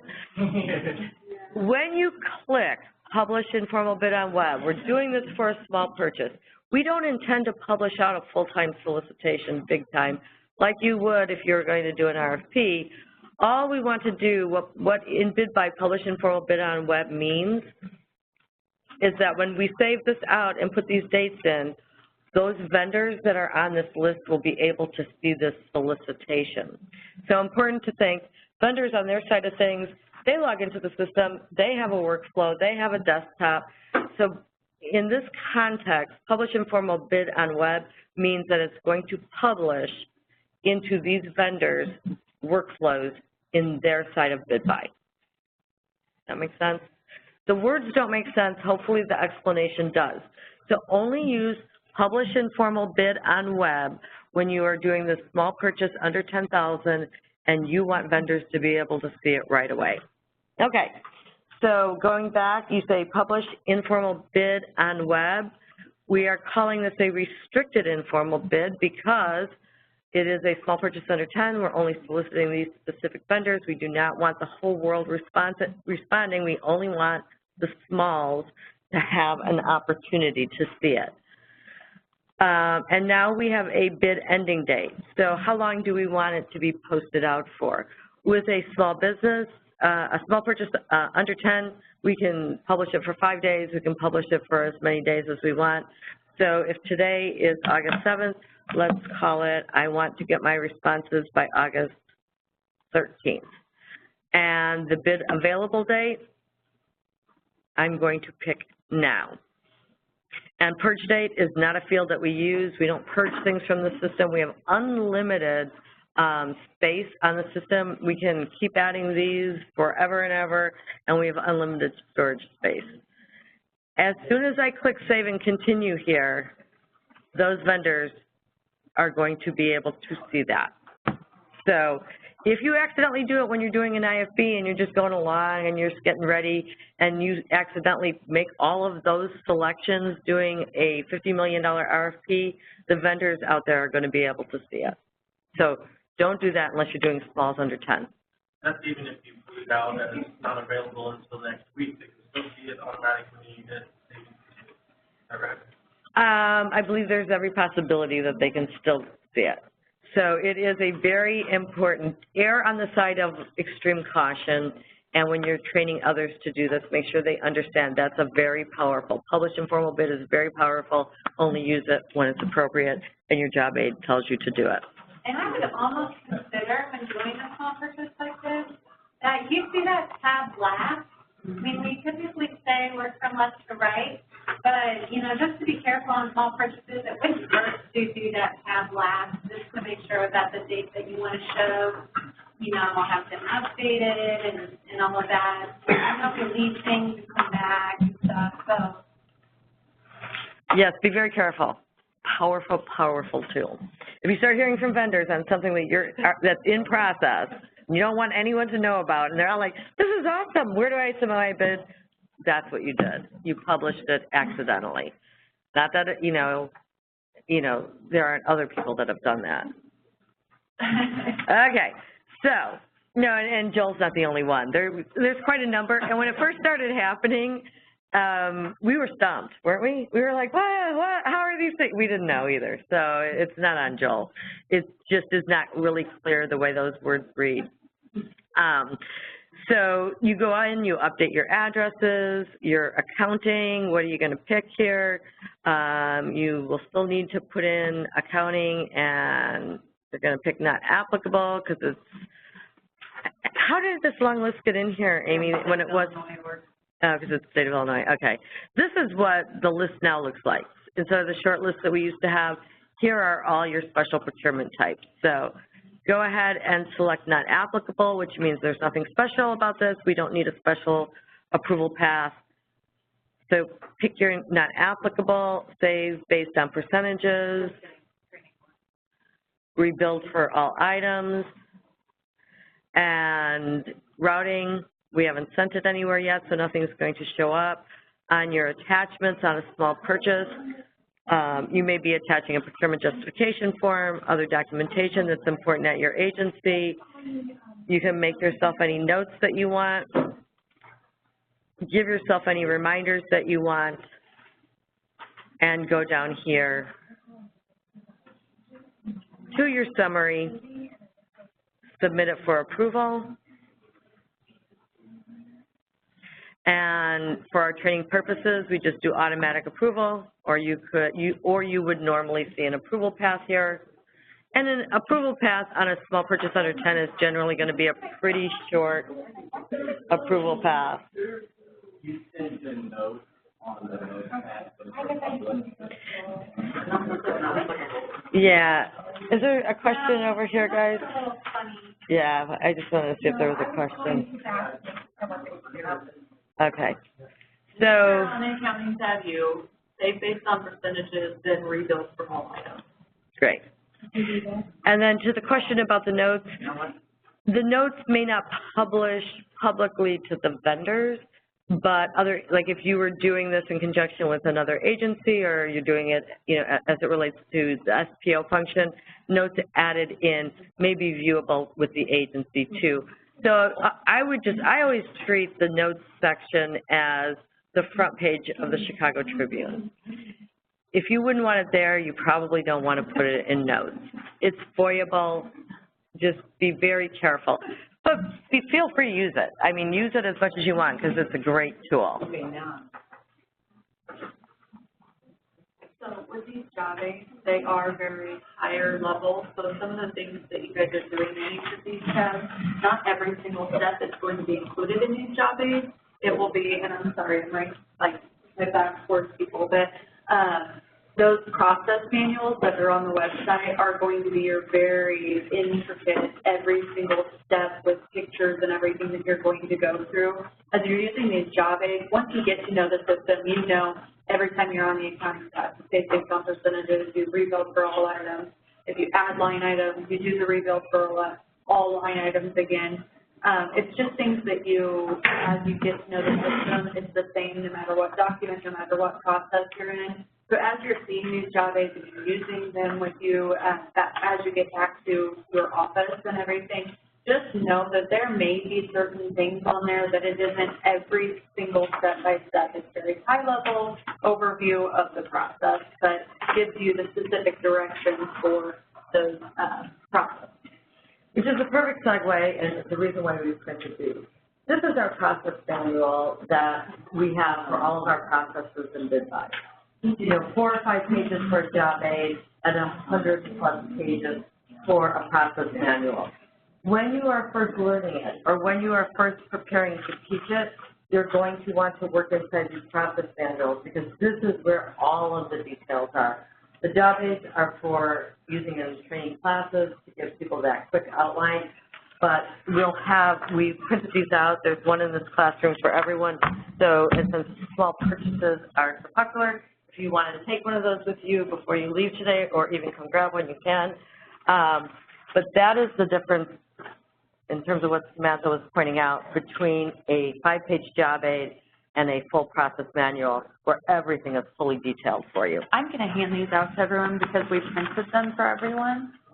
So I just want to make sure sometimes people can be a little shy when it comes to some evidence. I'm going to bring the rest.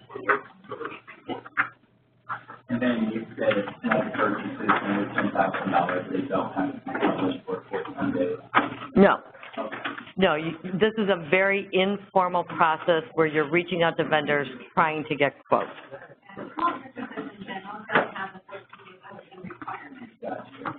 Okay, doesn't matter, and just that one. So I'm going to check real quick to see if we have any more questions in here from our web folks.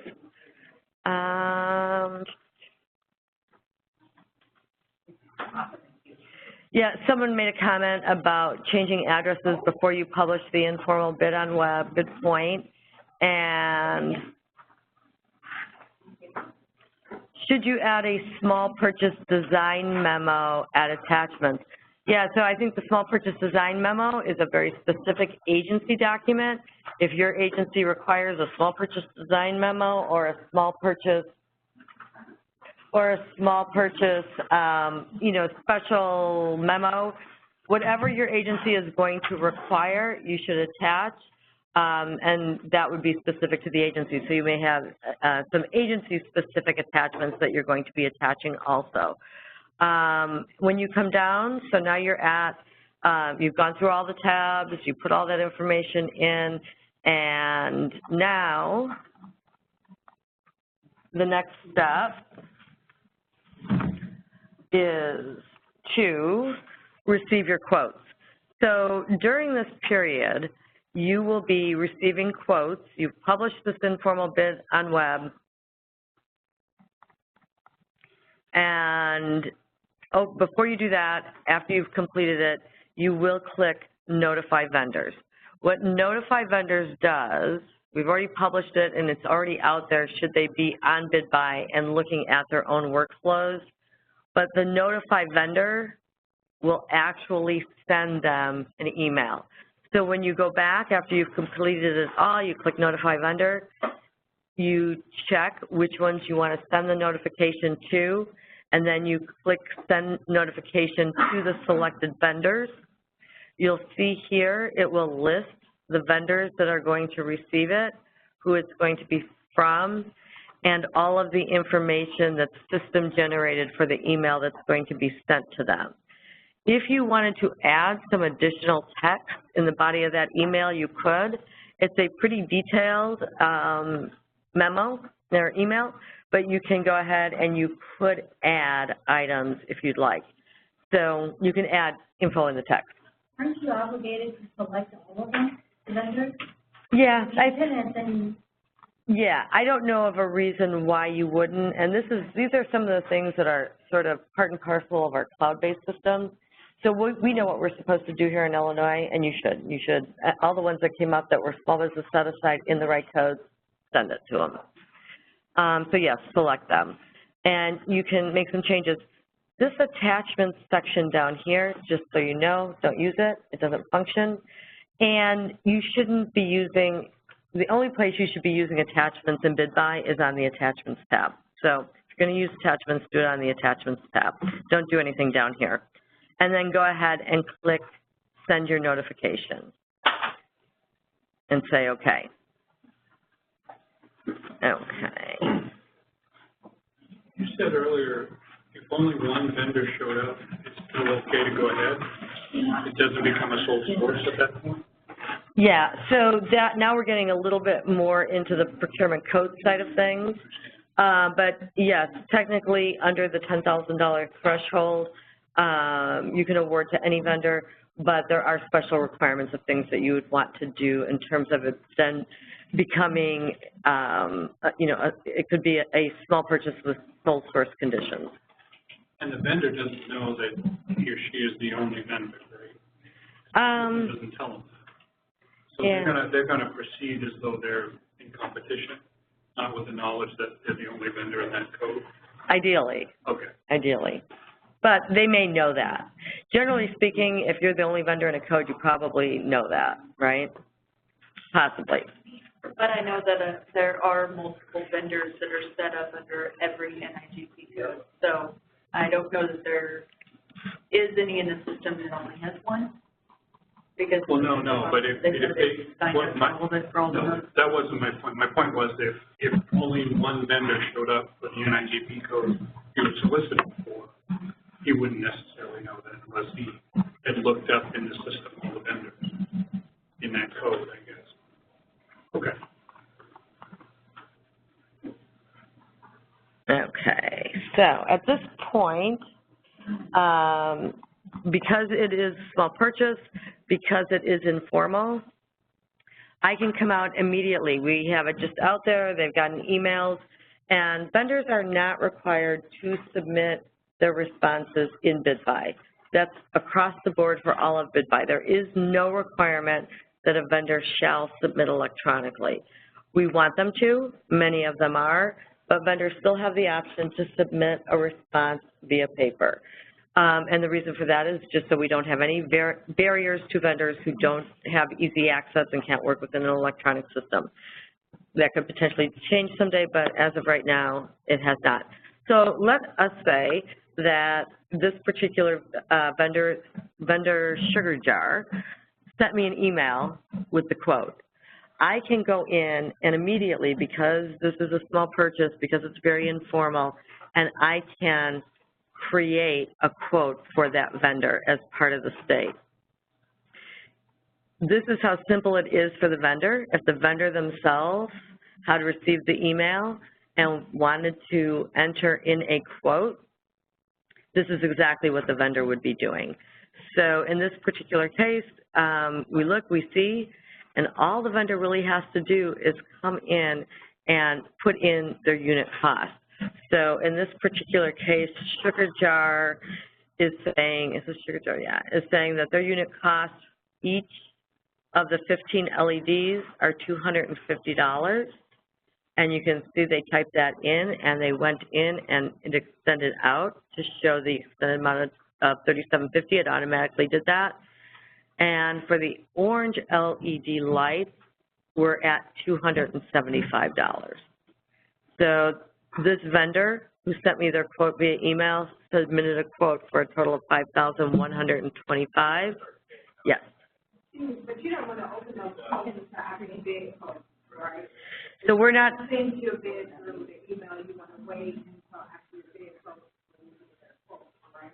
Generally speaking, that is true. On a small purchase, it's much more informal, and you could go ahead and do it. And if at your agency you have a policy, even when we're doing the smalls, we don't go in, we don't do anything, then I would follow your agency guidance. But on a small purchase such as this, you can go ahead and start doing it right away. So go ahead, and I would say that's all I need. I'm going to save and exit. And now you'll see that Sugar Jar has changed from this create option to view and edit. So they have their quote submitted. let's say I'm Periscope and I'm actually submitting this myself as a vendor. I'm going to do the exact same thing, and I'm going to enter a unit cost of $200 here, but I don't carry orange LED lights. It's just not a product I have. But I still want to be able to bid on this. And so I'm going to go ahead and I'm going to, over here, submit no bid. So I have an option. Maybe another example of this, a simple example that we use is, let's say I'm buying pencils and I want them to come with pencil holders. And most people sell a pencil and they sell a pencil holder and they give us a price for pencils and they give us a price for the pencil holders. But there's a vendor who sells them as a unit, right? So they're going to give us the pencils for $1 a piece. They come with a pencil holder included, so they're not going to charge us for that. So when there's a $0 left down here on a line item, if it's $0, what happened? Where's the no charge? No charge isn't listed here. That's really weird.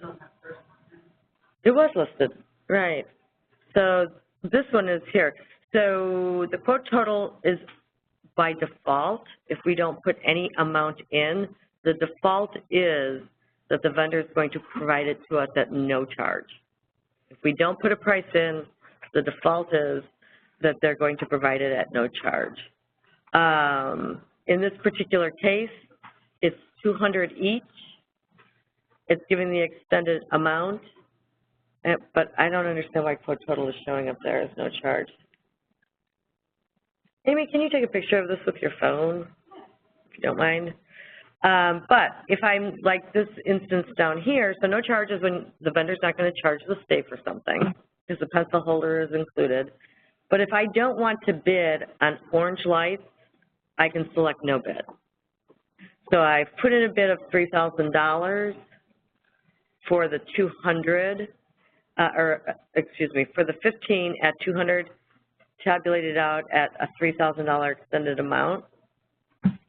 And quote total is showing up as no charge. So you can take a picture of that screen.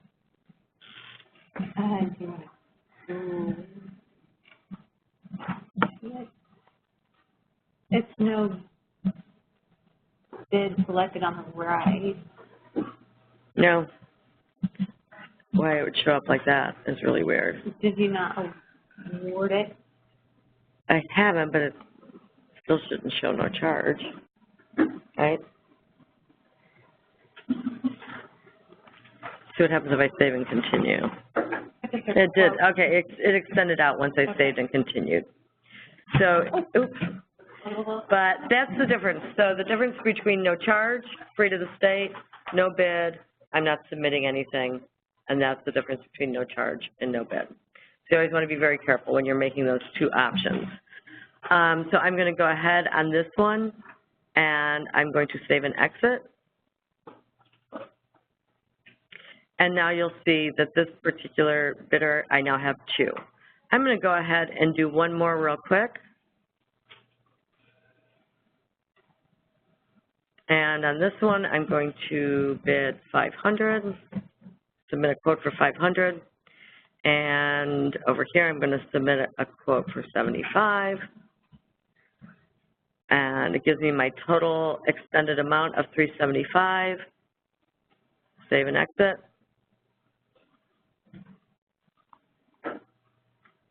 And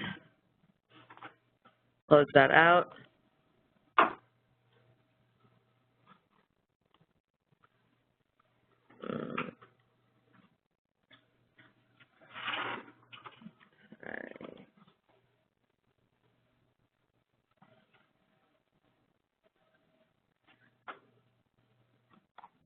Save and continue, and then save and exit.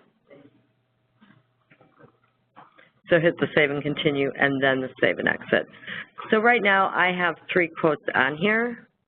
Because it's informal, if I am ready to go ahead and award,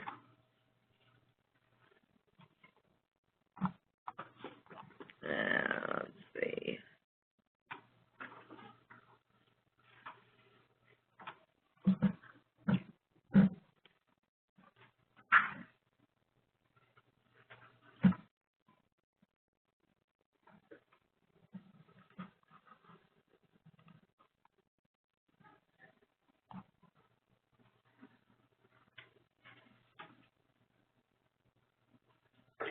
Where do I go to go ahead and open it so that I can award it?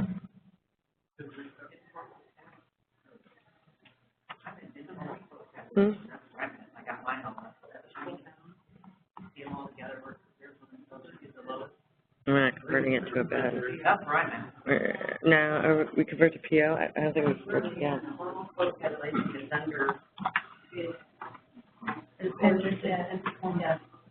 Should it convert to PO?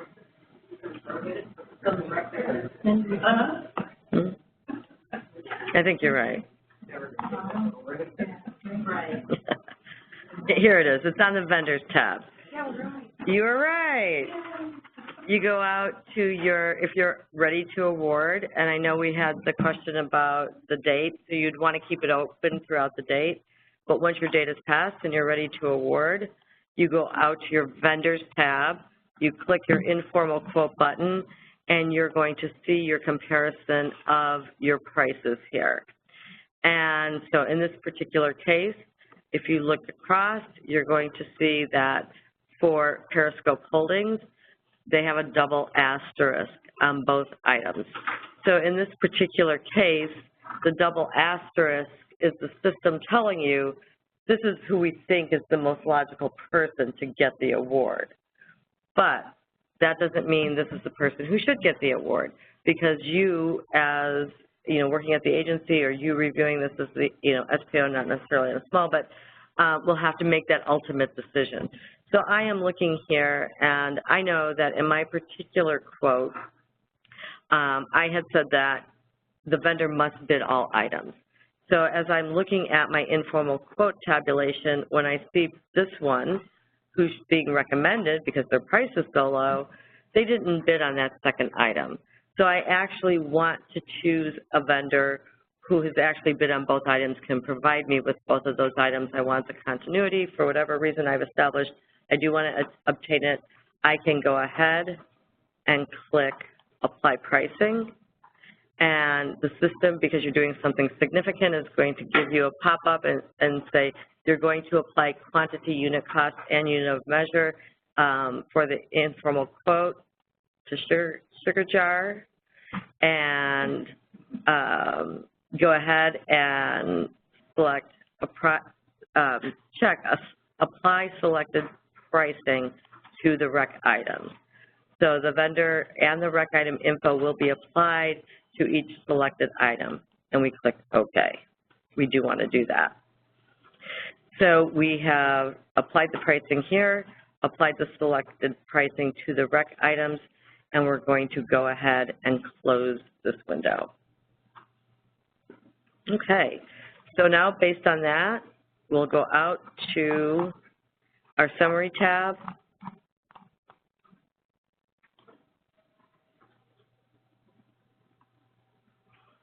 And we'll say convert to bid.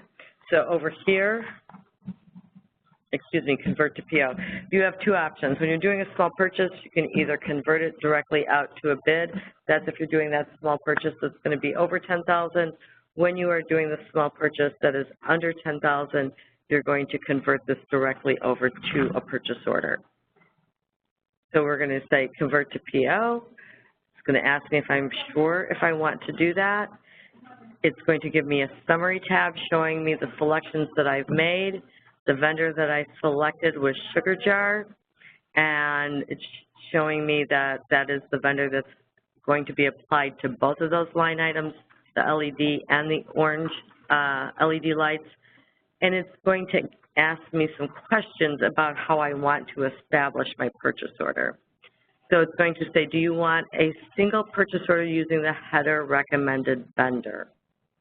And that is what I want. I have a header recommended vendor of Sugar Jar. Both line items are going to be applied, and I'm going to say yes. I want a single purchase order, just one, using the header recommended vendor. Some of the other choices that I have available to me is using a single purchase order, using a selected reference vendor if I'm going to be picking selected vendors.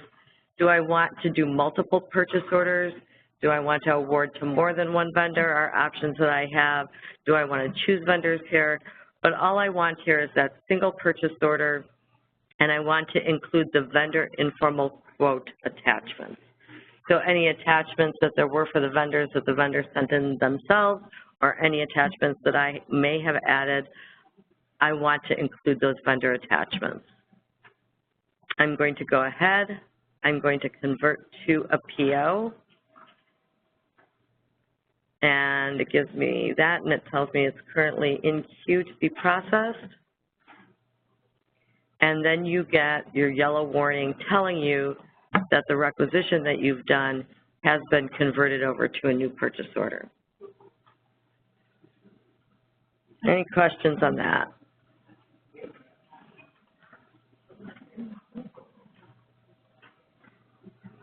Okay. It looks like we may have some questions out there. So let me look and see what we have.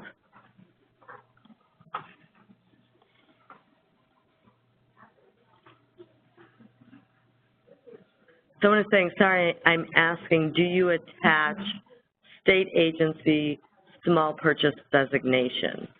I don't believe that we need to attach the state agency small purchase designation as an attachment for each small purchase, correct? For under 10? Okay, so for under 10 you do. Is that on our Appendix B? Do you know? It was in a video. We should probably add that to our Appendix B.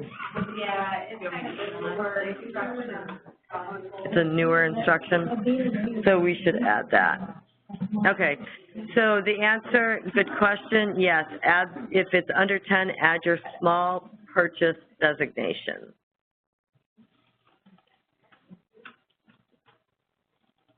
Okay, cool. Thank you, Beth. So now we have our purchase order, and we can go ahead and click, and just so you know, over here in the status, it's going to tell us gone to PO, and if I hit my drop down, it's going to show me all the various actions, major level actions that have taken place. It was in progress, then it was ready for approval, or ready for purchasing, and then gone to the purchase order. So if I needed to check any of that before I leave the rec I just did with the tabulation, and now I can go out and I can access my small purchase order. First thing I'm going to see when I get out there on the summary tab is all of my red hard stops. It's going to tell me you need to do all of these things before you can go ahead and send your purchase order. So in this particular case, you'll see that anything that's that has an asterisk that has not been completed has to be completed. And in this particular case, it's going to ask us in the type code on a purchase order, like Amy was saying this morning, in different documents, type code means different things. On a purchase order, the type code is asking you, how did you purchase this? And we did this as a small purchase. The next thing that I'm going to look for is any other required items, and this one is going to ask me for my actual contract begin date. There's an asterisk there. I'm going to go ahead and pick my actual contract begin date. I'm also going to select my actual contract end date. So this will be the end date of the actual contract, and let's say my contract end date is a year from now. The actual date that the contract was executed, you will select that. If there are any renewals, you would add in any renewals. You don't have renewals on small purchases under 10,000, so that would be 0. You're going to pick your fiscal year of obligation, 2019. This is not a release, so you do not need to add a release begin and end date. It's not a master contract. It defaults at no already, so you don't have to worry about that. But you definitely want to look at every single one of these items and make sure that you are filling in and completing all the information that you're going to need. So when you go to save it, in this particular case, it was asking me, I missed one, is this subject to the small business set-aside? I'm going to say, why, yes, it was. Are you utilizing an active registered small business set-aside vendor? Why, yes, I am. So I can go ahead, click Save and Continue. My changes saved successfully. I can begin working left to right, look at my items. There's nothing I need to do here, change here, so we're all good there. I'm going to take a look at my vendor, see if there's anything that I needed to change related to my vendor. There's nothing I need to do there. Same thing with address. Take a look at that. My accounting, since my accounting did not carry over, I'm going to need to go in and check that special procurement type. And again, not applicable is the choice. Go ahead and select that. Save either based on dollars or percentages or dollages. Rebuild it for all items. And that is complete. Go ahead, routing won't be there because we've not submitted the purchase order yet. I would add all of my required attachments at the PO. I could add any notes. I do have a question. If we're going to use a basic ordering agreement, would we attach it here so it's already ready? Yes. And that was a question when it said date the contract was executed. If you're using a lot of signatures, you may not know that you get the POA back. Get your final signature, right? You should be issuing this once you have the signed BOA. Okay. So, and the release process that we went through with Amy, that I think had been one of sort of the challenges around BidBuy is it was sending it out so fast, and then we were getting signed documents attaching them after the fact. The current direction is you should get your signed agreement if you're using a BOA and attach that and then go ahead and send. We were attaching to change orders, and maybe there's something that changed as we've gone on. Right. You can also attach it as a change order if you don't have it signed. So there's the change orders, any reminders. Go out to the summary tab, look to ensure that everything is correct, your items are correct, your vendor's correct, all your information, your period, your fiscal year. Review it all. And when you go ahead and submit for approval, your approval list would show here if there are approvers. We do automatic.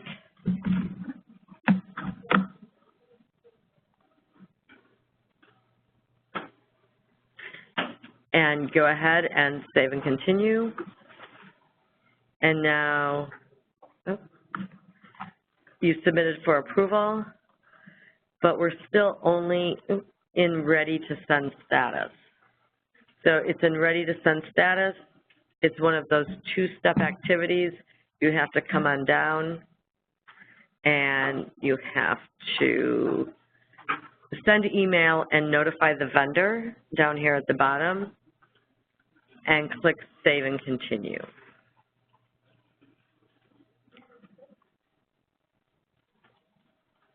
And it's that final step that moves you into sent status. So you submit for approvals, get your approvals, and then go ahead and send it to the vendor.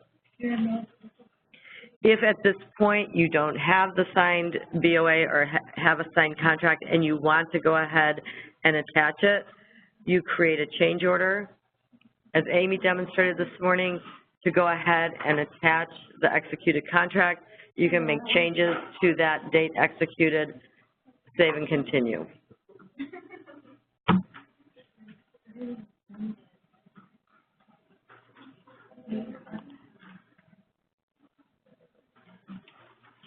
Okay, so our time is 3:21. How about if we take a 10-minute break and that will finish up our small purchase under 10,000. When we come back, we'll hopefully get through very quickly the small purchase $10,000 and above that has the extra steps. But go ahead and have a 10-minute break. What's that? It's down on the bottom of the summary page. It looks funny. I submitted for approval too, so should I not have done that? Nope, you should have. Good, how's it going? Good. I thought that, sorry.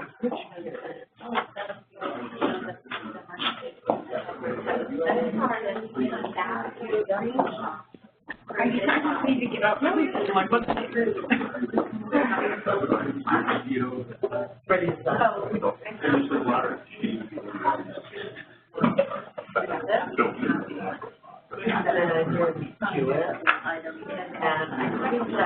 What you would normally say is but I think so they rejected them. Maybe not. We have in training programs that were in training. Okay. Like the SAT.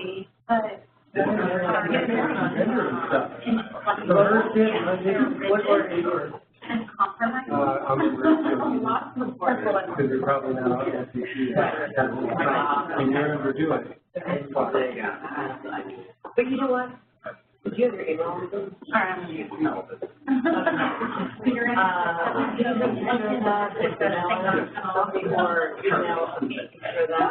Show up, so we get fixed and train. Training people, you want it to work. Take a screenshot. Yeah, that'd be great. Write it down. Look out. Good. Keeping out? Yeah. It's a long intro.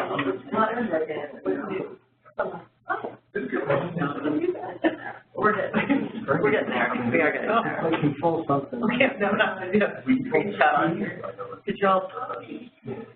Control. That's not right. I'm the control P, Control right? P would be. Yeah, that's great, right? Oh. Yeah, that's it. I'm not gonna say it since you're not doing that.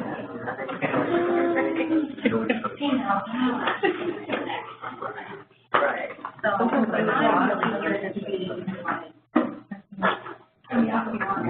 It just wasn't on mine, because it isn't on all of them. Oh. How old is that thing?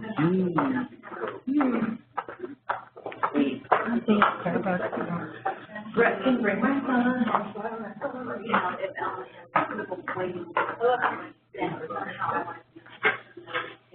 Right. So, I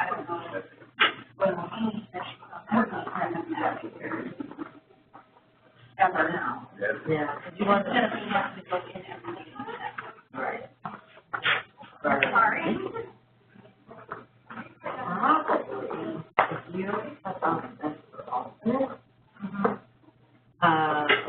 Remember what it was. I really like the chairs with arms. What? After a little while.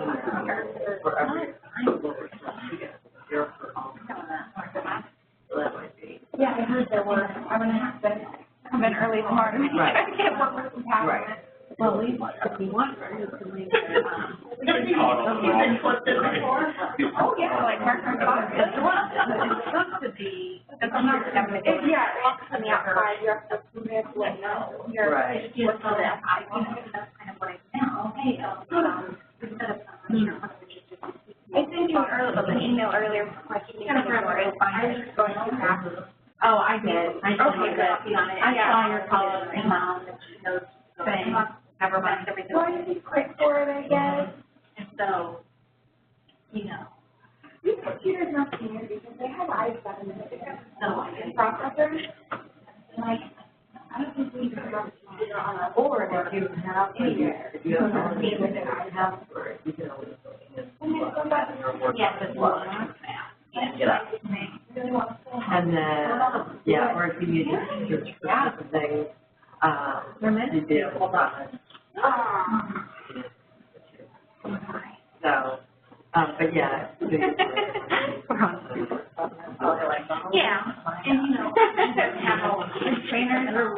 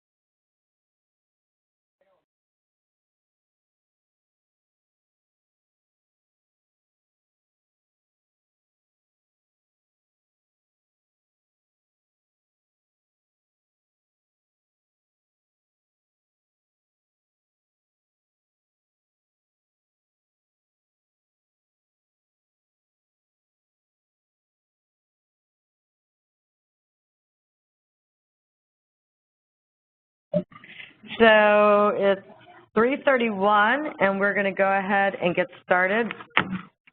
I finished this one.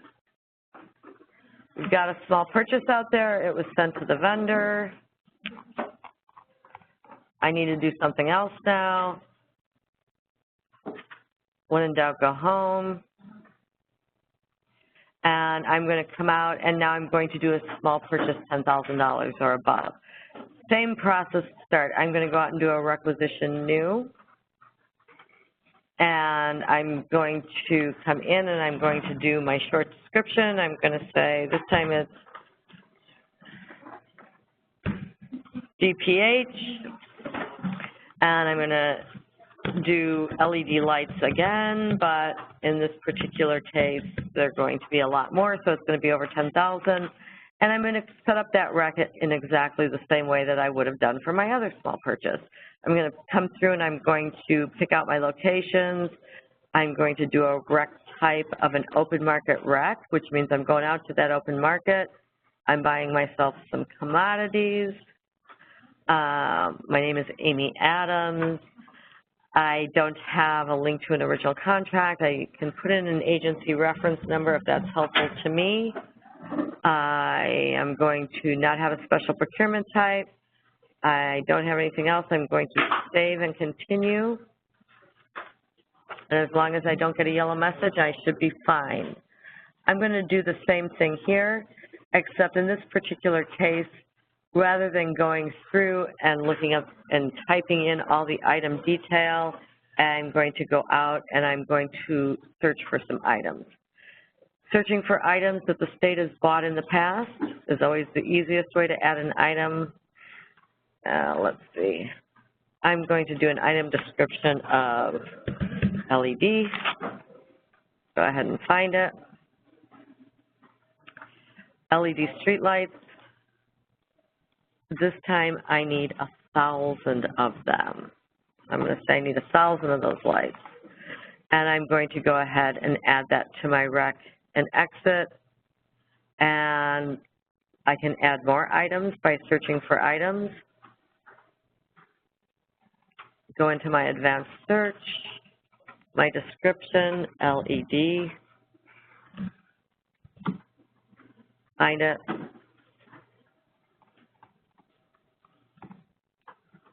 In this particular case, I also wanted to get 1,000 of these. It's like a 10,000 of these light emitting diode LED streetlights. So, and that really underscores, let's change this to 100 so it actually comes out.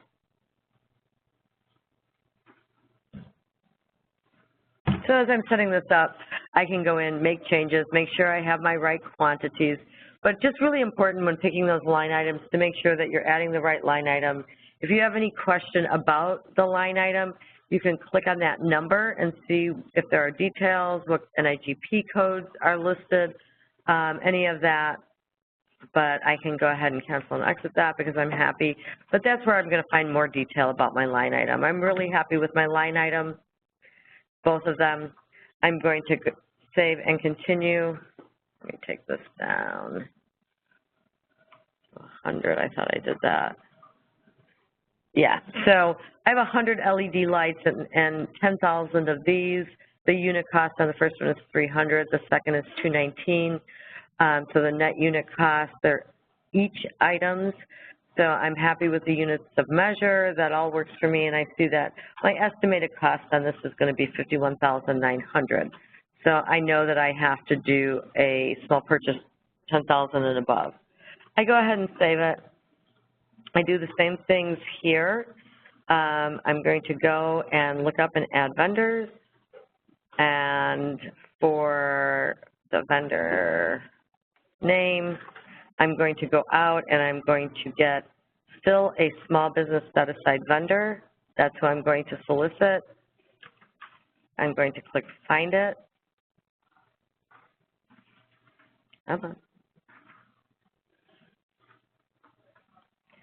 And the WebEx. Now it's telling me, Samantha, that my WebEx is not responding. Did you disconnect from the internet? No.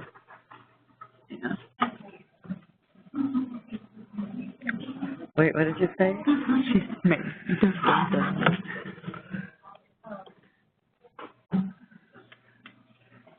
Yep.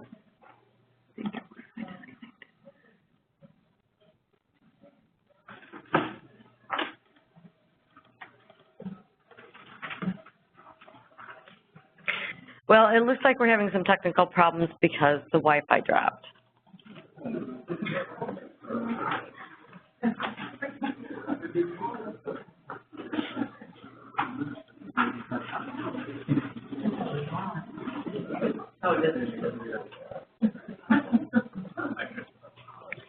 So I guess when they logged in, people down there were saying it worked, but it blocked them out of every website. They couldn't get to WebEx, couldn't do anything. So SO, I guess, I don't think is a good one.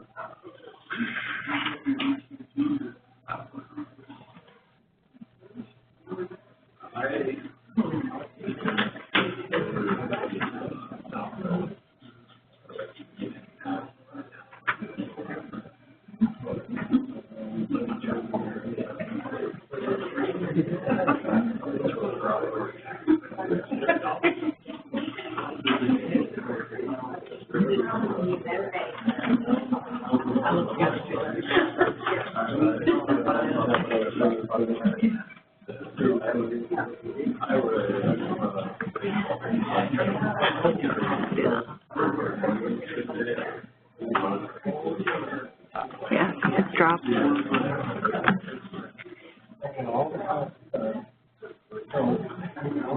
Oh, that looks pretty.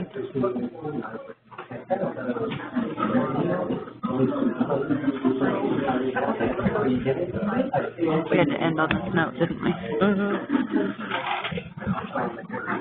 Can I sit there for a second? Sure.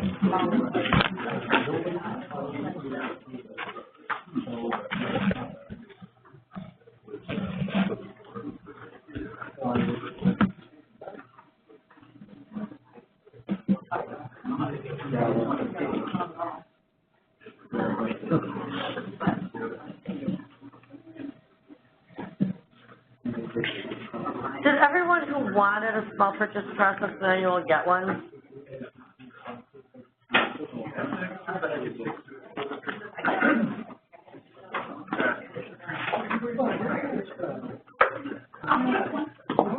Amy wants one.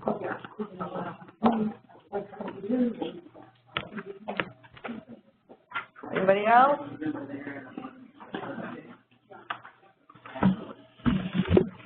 Once you master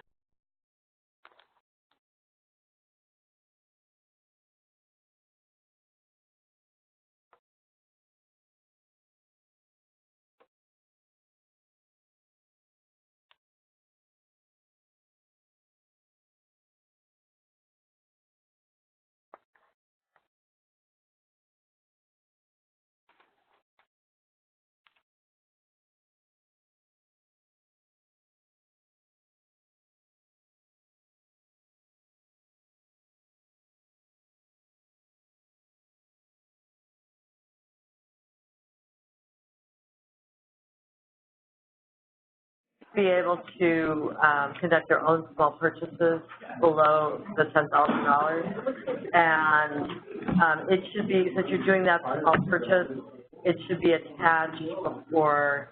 Okay, everyone, we should be back on the WebEx. If you could put in the chat feature that you are able to hear us.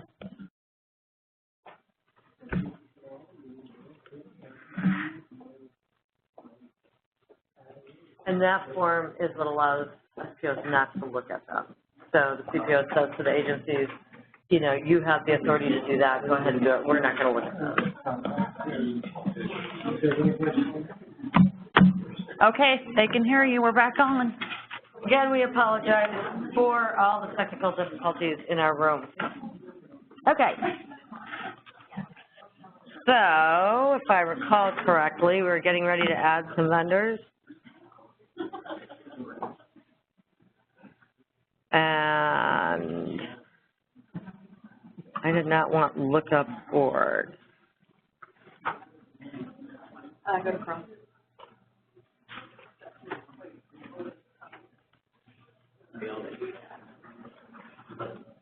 but I was looking up vendors. So we did our search, we did our small business set aside, we found our vendors, and we would do it specifically for our NIGP code. We're going to select all of them and add them. The system gives us the option not to add them all, but as someone pointed out, generally speaking, you're just going to add all of them. So I can save that and exit. I can do that multiple times. But I am just adding that list here. And at this particular time, we are not picking any of what we like to fondly refer to as the Joel options. We're not publishing our informal bid on web. So we're not doing any of that. We're going to save and continue. Over here on address, check your address, make any changes that you need to make. On your accounting tab, you're going to go ahead and select whatever is appropriate. In this particular case, we're picking not applicable.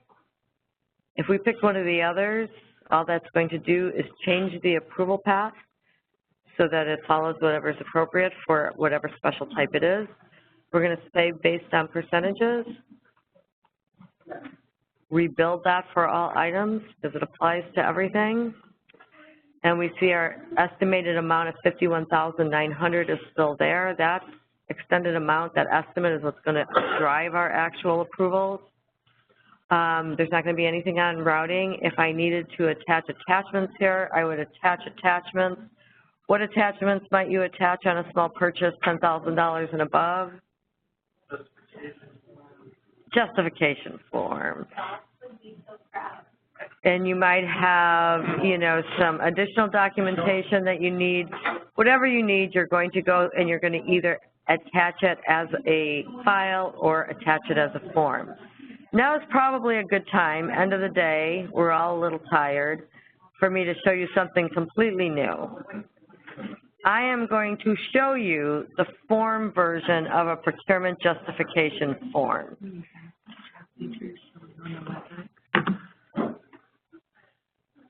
And it's blocking your view. Where? What's on there?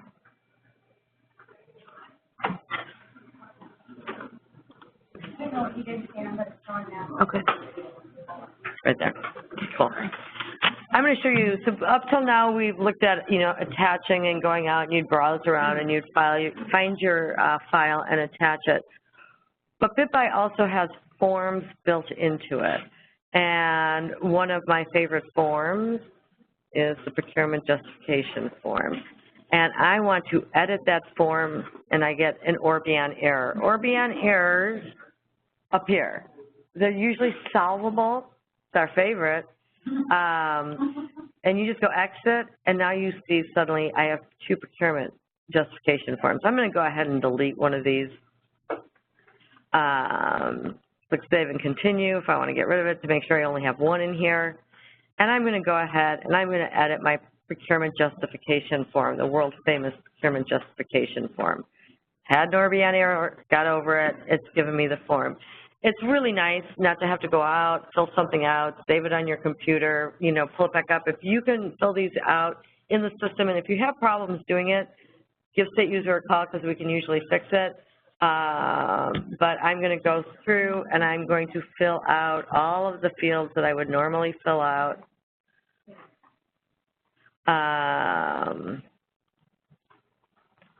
I'm going to save and continue and click exit. And that is just how simple it is to go ahead and attach a form and complete it online, the procurement justification form. So I'm going to take my second version. I'm going to save and exit. And that's going to become my primary form. When anyone wants to review it, they can come back, open it up right from within Forms and see the edits that I made. It also shows who attached it, when they attached it, so you have full details in your forms for your procurement file. Again, make notes that are appropriate. What did Joanna Ray used to say? Keep it clean, keep our notes clean. Add any reminders. go out to my summary, look at my summary, and it says, oh, you don't have a recommended vendor, and there's no recommended vendor. We say, we don't have a recommended vendor because at this point, we actually need to go out and we need to solicit because it's 10,000 or above. So I'm going to submit my requisition for approval, automatic approval, save and continue. But generally speaking, who approves on the RAC? CMS? Gabi? BP? And your agency? And what's that? The APO, Yeah, typically if your APO is on your list, so it's pretty much most people except the SPO is not looking at your REC, approving your REC, so no SPO there. So I've gotten all my approvals, I look back at it, and I'm happy, I know I've got those vendors there. I'm going to go ahead and convert this to a bid. So I click, convert to bid. It does what we're used to seeing. My status changes. Instead of gone to PO, like the last time when we skipped the bid, now it's telling me it's gone to bid. And my new bid is B-3344. So I'm going to go out here. And I started my summary. And I'm going to start working left to right on my bid, just like I worked left to right on my RAC, updating all the fields. So my bid available date on this small purchase, I want to make it today. And I'm going to look down, and I'm going to put in a pre-bid conference, if there's any pre-bid conference, if I have that, my bulletin description. This is what I specifically want in my bulletin description, just now jumping around.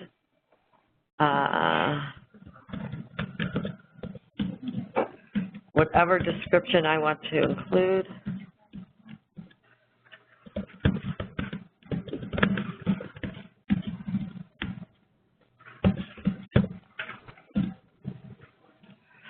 The name of the SPO. If there's any special procurement rationale, I don't need anything. Is it subject to the small business set-aside? I'm going to go ahead and say yes. There's no original bid number, original reference number, none of that. I'm going to come over here. And for my type code, I'm going to indicate that I am doing a small purchase, which is on here somewhere. Down here, it's 95. I'm going to come up with my bid opening date, and for our purposes, since we're getting very close to the end of the day, we are going to open this bid tomorrow, so I'm going to say at 6. Where is my 0? Okay, we'll say 6:01 because I can't see it. We're going to indicate at 6:01 a.m. on Wednesday, June 8th. We're going to open that bid. It's our bid opening time, and we're going to ensure that informal bid is checked. So this is an informal bid. We're going to go ahead, save and continue, look at our item. Oops, still have an error, something in red. Are you utilizing an active registered small business set-aside vendor? Yes, say yes. The items, addresses, accounting, make any changes that I need to make, anything else that I want to add in my attachments, and always good to take one quick last look at your attachments. Oh, I've got the show to vendor checked on my procurement justification form, and I don't really want to show that. So always good, even if you think you have everything right, do that last check on your attachments. We don't want the procurement justification form shown to the vendor. Do your notes, go ahead and look one last, oops, I didn't save that. So let's go look at that again. Since I unchecked it but didn't save it, I lost that. So now I'm going to uncheck and save and continue and see that that worked out. Over here on my notes, I can make those notes. look at my bidders. If there's been a gap in time, and I'm saying this to make Amy happy, if there's been a gap in time between the time I did my original rec and I'm getting ready to send this, might we, Andrew, have some new bidders that might have vendors who came along and got registered and got added in, and they're small businesses in the small business set-aside? About 5 new ones per hour. So there's 5, according to Richard, there's 5 new ones per hour. So if you did your rec 2 months ago and you just now finally get your approvals and you're now ready to set up for bid, go ahead and do another check and see if you need to update and add some new vendors, because we don't want to miss any vendors that we can add. So I can see here, I can look up and add additional vendors, do a quick check, add any new ones. We're going to pretend we already did that. Questions. Questions are questions that you can ask those that will be submitting quotes on this. So if you want to say, are you a certified LED light emitting diode contractor, you could do that. You could also make that required and say, you know, are you LED certified? If you add that and you say it's required, every vendor who's going to submit a quote on this small purchase would be required to answer that. So you could do that. Probably not going to happen very common, but it's functionality within the system that some are using, especially in other kinds of procurements. But we're going to save and continue because I didn't see it jump.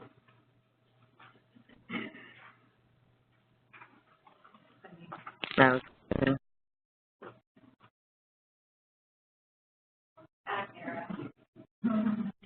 When in doubt. So we're going to pretend that I saved and continued successfully.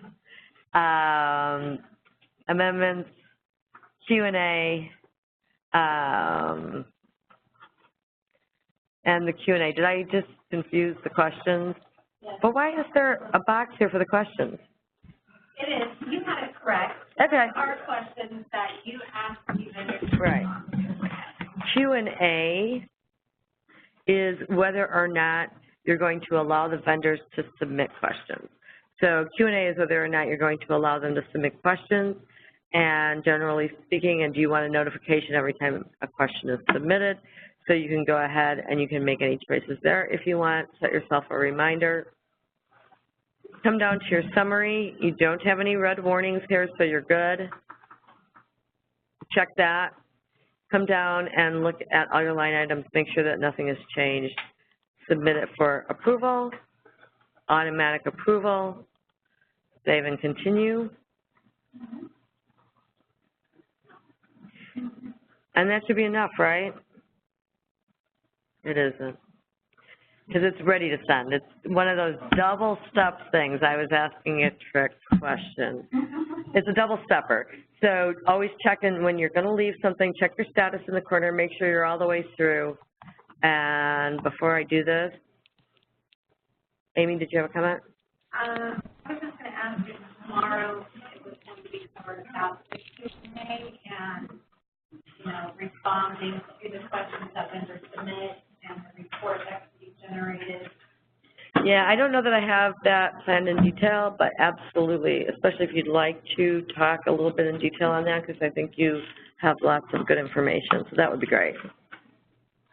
So I have to come down here. I've checked my status. I'm still in ready to send status, and I'm going to come down here, and I am going to send the bid. And just so you're aware, and I'm trying to look, oh, there's my slider. In most cases, it's over here, the option is change bid status to sent and notify the vendors. There's also the opportunity to change a bid status to sent only. That's used in specific kinds of activities that we do, but whenever you want it to notify the vendors, you go ahead and say change the bid status to sent and notify the vendors. And click send bid. And because we had informal bid, this is not going to post out. We're doing small purchase. We do not want to post it out for every vendor in the world to confuse us. It's informal, and we're only sending it to those vendors that we selected. Do we need to click the high bid holder list, or does that not apply to this? It does not apply to this, right? Am I right? It should? Right. There's an option to hide the bid holder list for this as well. There should be an option, and that would be on the bidders tab? Anytime we see that as an option, we might as well click it, you think, to hide it? Yes. Yeah. Someone's been attending the Thursday sessions, right? I heard it. Yes. So can you tell everyone what hide bid holder list does? I believe it just keeps the names from being posted on the web when you go out, so you don't even log in, but the public view of where the bid. Right, absolutely. And on Friday, we're going to have a session on what the vendor sees. So we're going, or excuse me, Thursday, which sounds like Friday. Thursday, we're going to have a session on what a vendor sees. And when a vendor goes and logs in and goes out to acknowledge that they're looking at a bid, they're asked to acknowledge it. If they acknowledge it, they're added to the bid holder list, right? That makes sense? If you don't hide that, and this is a little bit related to Richard's question, if you don't hide that, every vendor that acknowledges it, they can all look and see who else acknowledged it. The bad side of that is if only one person acknowledged it, right, then they're going to find out I'm the only one who's interested. And then what do they do? Jack the price. Jack the price stuff. So thank you for pointing that out. And also on the same screen, and I'm not sure if I was clear on that, restricted bid, only selected vendors can view and respond. And down here at the bottom, hide bid holder list. And that's for a small purchase with small business set aside. So if you were to receive a waiver, you wouldn't have it restricted, it would be unrestricted. So when we get back together tomorrow morning, all internet problems and IT problems will be fixed. And we'll open this up and we'll go through the award process. And then we'll move on to IFB and RFP.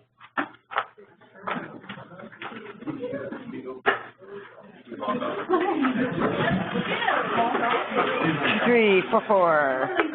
You